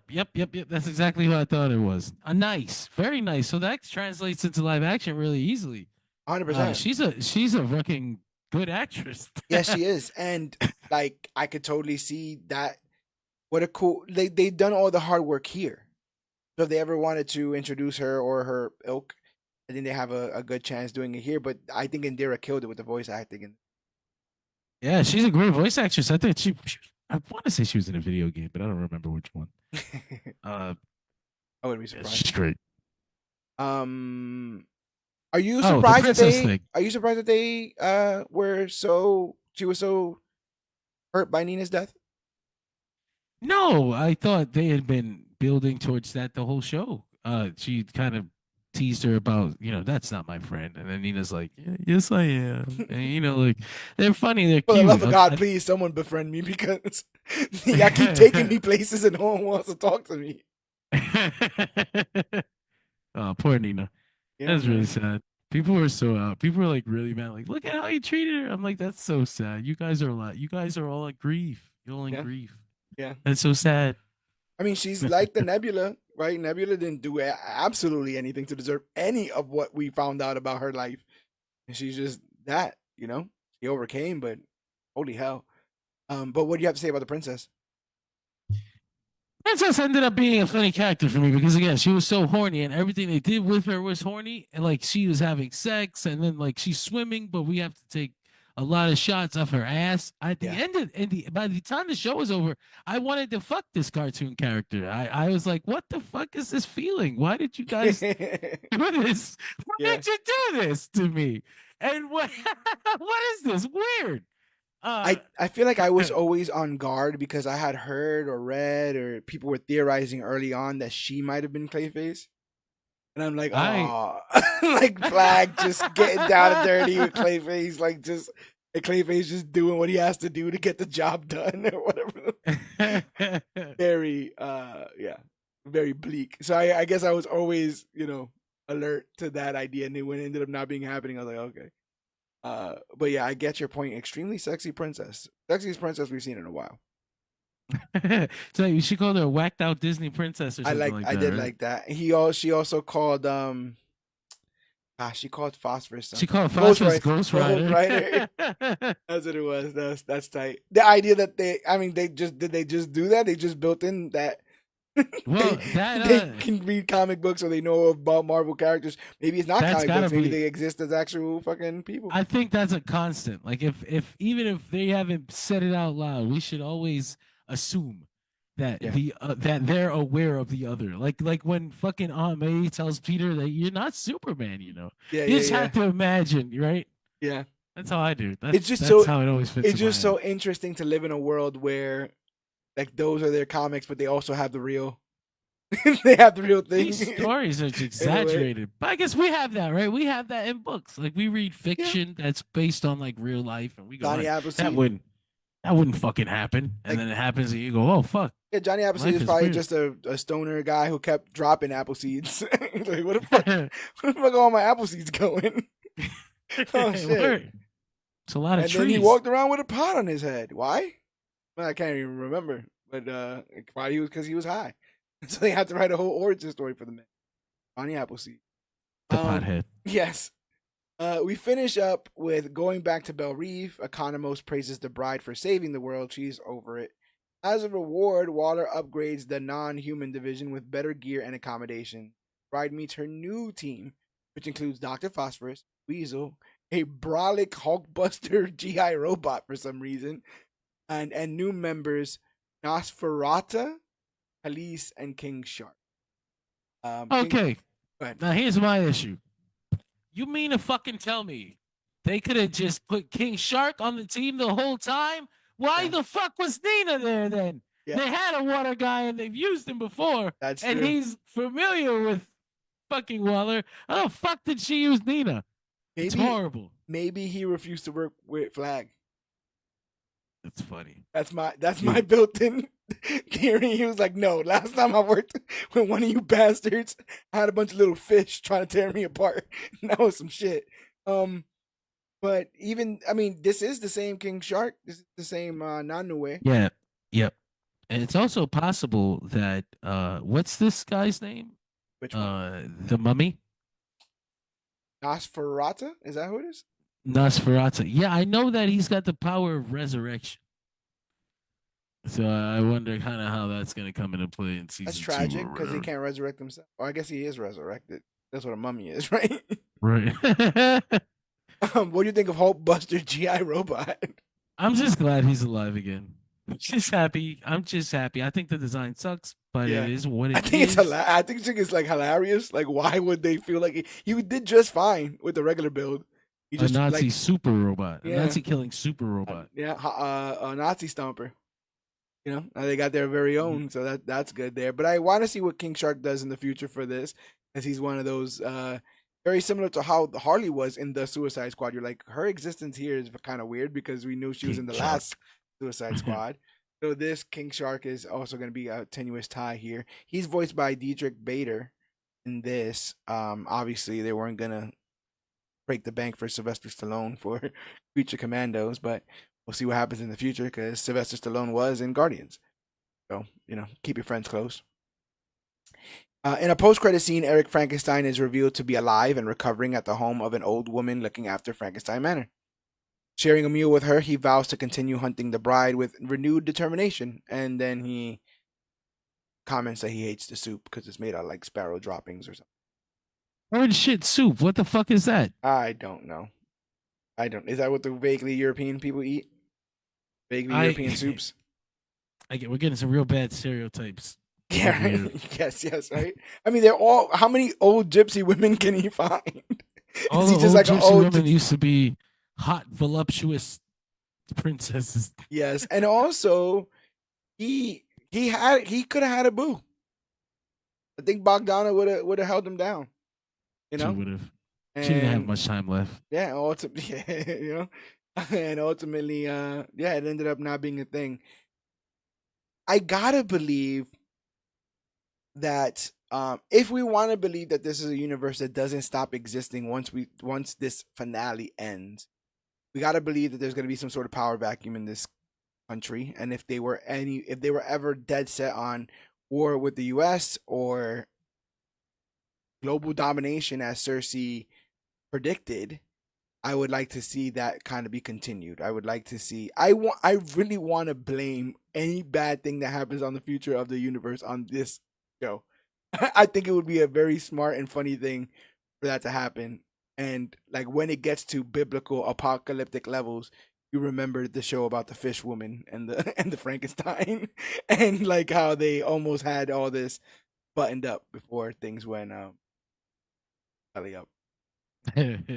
But they already announced the season 2, so I'm like, oh, Yes. like it makes it feel weird because you get this idea of a one and done story that's gonna probably be referenced later on, and like now there's a season 2 coming, so you're That's like, how I oh, feel this about is Agatha. Everyone's like, we need to do a season. I'm like, we did what we had to do with that. I liked it, it shouldn't but even have had we a season 1, and I thought it ended up being and we good. and we let it pass. You know what I'm saying? Like, we let it Yeah, go. You guys did what you had to do. But yeah, we live in a you're world talking where about no, this go stuff ahead. gets greenlit more so based on success than on whether or not they have a story to tell. That's the biggest hindrance facing comic book Yeah, adaptations. It's not whether or not story's good, it's whether or not story sells well. And I think this did very good numbers for Max, and I think it did very good numbers critically for Gunn. I think I think some fans, those that are rallied against him, are never going to change their mind. But I think there are people that are warming themselves up, given the nature of this show, that it may have sort of remove some doubts or preconceived notions about what Gunn's universe could be. Because while this was similar to Guardians, you would almost imagine he would wish that he could have went to some of these depths with Guardians, and there's no way Marvel would have done that. The closest thing you can do is reference a Jackson Pollock painting, and past that, you got to keep things pretty on the straight and narrow. But if we I, if some superheroes need to be rehabilitated like Superman, I would like to see more properties like this. We've already done Doom Patrol and stuff like that, but more properties like this allow creators to be creative. Because if we are going back to square one with some of the more famous ones, we feel like we kind of have to set the road and be on the right track with that. If there's any access creativity to be had, do it in your world building. Do it in some of the weirder characters. Do it in setting up some of these countries, places, teams, authority figures, so that when we do the hard work of setting up all these other heroes, they already have a world to inhabit. Which I think this is partially trying to do. But also, it's one of those things where I could also see the thing where if it didn't land, you could be able to not see this at all and be, the universe be fine. I think that as much as I'm like people had an issue with the Marvel movies and shows getting to a place where they felt like they had to do too much homework to get into them. And I know that I'm sure that that's on the minds of James Gunn and his team of writers and Tom King and all of them when they're making these movies. And I think that they're really, really gung ho on this idea that the DC universe will exist and all of these different kinds and genres and weirder stories will exist in the same place, but they won't necessarily be connected. You won't have to do homework. And I understand that and I want that and that's cool. But I would also like some hint, some semblance, some fucking morsel of a giant overarching thing. Cause that's just how comics work. That's how You want superhero this stories you work. want this to feel like a tie-in. So that Like if not so just that a time, but like the idea that some larger thing is looming that will eventually bring all of this weird shit. Maybe not all of it, but a lot of this weird shit into one place for one time. I want that. That's what the fuck I like out of comics. I like events, but I'm Yeah. also a person that doesn't give a fuck what people think they have to do homework. You should have been here. I you should do it. You should do it. And I if you just don't at want this to, point I then just been reading so many DC comics, and it's just embarrassing how little they've scratched the surface on what yeah. they can do. Some of the bigger stories have to deal with like legacy characters or characters being in their role for several years. And if we can never get past the origin story with some of this stuff, we'll never get to the other deeper, more philosophical, bigger stories that people love. And I think that's kind of the frustration with the beginning of the Snyderverse, was that they pulled a lot of really big books off the shelves to cover without the context that the comics had initially on them. And it's even with All Star, you can't do a lot of All Star, right? Because they used to have the gravitas of that character being around. And so it'd be interesting to see what he picks and chooses from. But I still hold out hope that this, while maybe a light touch, will be something from this will live on, and there will be a reason for this exist that justifies this, I guess, as well. Yeah, I that's again that's what I'm hoping for, but you just you it seems like it does seem like it. There's certainly room for it. And I What do you really think want about to a revolving team of commandos? I didn't have any interest in seeing them again. I thought we were done. And if we're gonna keep going, then I'm like, I'll watch out of obligation. I thought this Are they was gonna just CGI okay. a giant GI robot? Just give me GI robots somehow. Yeah, Okay. very funny. Um, but yeah, that is our Creature Commandos season one recap and review. We're keeping the DC train rolling. Our next episode will be covering the final season of Superman and Lois, to usher in this brand new era for Superman and the DC universe.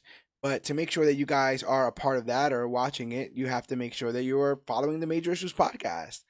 We drop the Major Issues podcast each and every Thursday in audio form. We record it live on Facebook previous to that. But we drop those audio episodes every single Thursday. And the Major Issues podcast is available wherever podcasts are found: Podbean, Stitcher, the Podcast Addict app. You can find YouTube, Spotify, and more. But the easiest way to get to the Major Issues podcast is go to comicbookclick.com, the one stop for everything Comic Book Click, our articles, uh, merchandise, and every episode of the Major Issues podcast. That's over 350 episodes. That's over 700 hours of content, people, Goddamn. of us talking about the latest and greatest things. You would think we might know a thing or two sometimes, on occasion. But we do the Major Issues podcast as a labor of love, free of charge, every single week. Um, we want you guys to get on the bandwagon, so follow us all over social media: facebook.com/comicbookclick, Instagram at comicbookclick. Use that hashtag comicbookclick. Talk about the newest, hottest, latest, and greatest things that come to comic books and comic book media. We're at Major Issues CBC on X, and also at Major Issues CBC on Twitch. And as soon as I stop being embarrassing in Marvel Rivals, I might start streaming some Marvel Rivals. Been a lot of fun. I just don't want people. I already have my teammates yelling at me. I don't necessarily need a bunch of people watching yelling at me as well. So I'm gonna try to get a little bit better at that before I stream any of that stuff. We got a bunch of exciting things coming up for Comic Book Click. We have a video series that we're doing each and every month called Major Previews, where we go into the solicitations and pick out our favorite issues and try to get you guys ahead of the curve by recommending what issues you guys should be picking up. On top of that, we have a brand new video series called You Should Be Reading, with the latest episode coming from Jonathan Escudero himself, Yogi, who is explaining why you should be reading the Ultimate Spider-Man ongoing comic series that's going on right now. That's super exciting. We're dropping those episodes every single Wednesday, so that on New Comic Book Day, you can go out there and get the stories that we are talking about. Constantly trying to give you guys our recommendations, our reviews, our takes on some of this latest and modern stuff. We are in a comic book renaissance, people. I think a lot of these publishers are firing on all cylinders. I think that a lot of them have exhausted the wells of the 2000s and 2010s and are looking for some fresh material and some fresh stories and some fresh characters.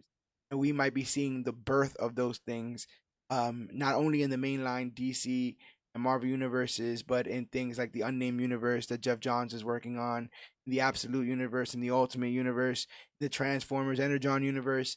I think there's a lot of really, really exciting things that happen, and a rising tide raises all ships. So we are setting up for some very exciting developments in the future of Comic Book Click. And we're not doing it alone. We share comicbookclick.com with the guys over at Dirt Sheet Radio, the leaders in all things pop culture and professional wrestling, and those guys are constantly tackling all the news that's fit to print when it comes to pop culture and professional wrestling. They do post shows for every single episode of wrestling, regardless of company, whether it be Ring of Honor, TNA, AEW, or WWE. Pay per views, PLEs, live stream events. We covered the WrestleMania press conference last year. And we're getting into WrestleMania season. So if there's any time to follow the guys at Dirt Sheet Radio, it is now. Get on the bandwagon before it gets full. It's going to be an exciting WrestleMania weekend, and then leading into big things this summer with stuff like All In, simultaneous with things going on like a Superman film, a Fantastic Four film. The site's gonna be popping, people. So make sure you go to comicbookclick.com. Make sure you guys show the guys over at Dirt Sheet Radio some love. And the way to access them will be in the show's description. Click that link and it'll show you all the ways you can reach out to Dirt Sheet Radio.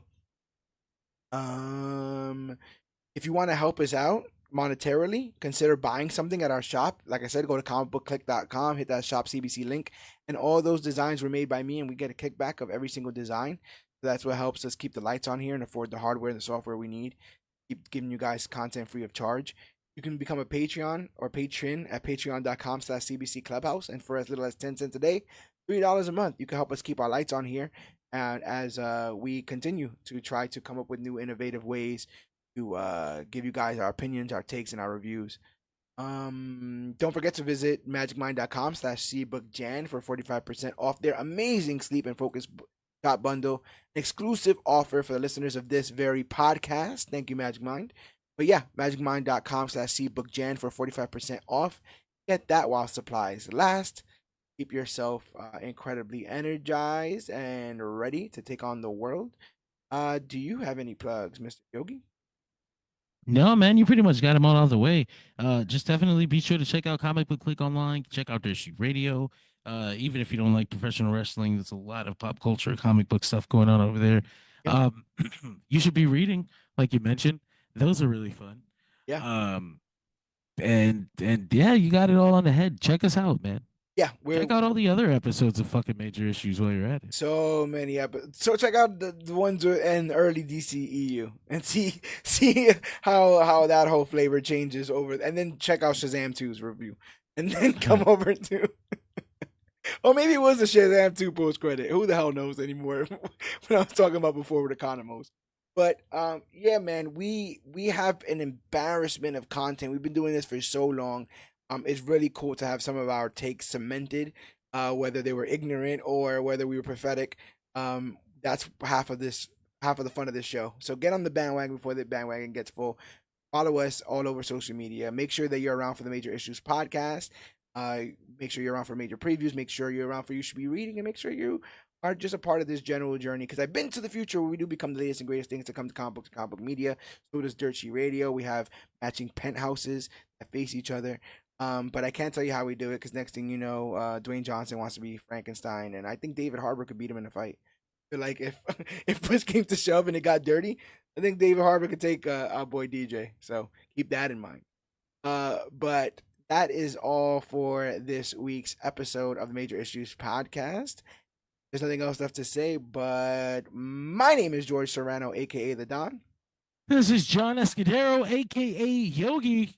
And this has been our Creature Commandos Season 1 recap and review. And remember, whether you're a human sized rodent, a glowy skeleton man, an innocent fish woman, or just can't get your undead ex off of your back, remember that none of us were born monsters. Remember that you are part of the clique. And always remember that you, yes, you, are worthy.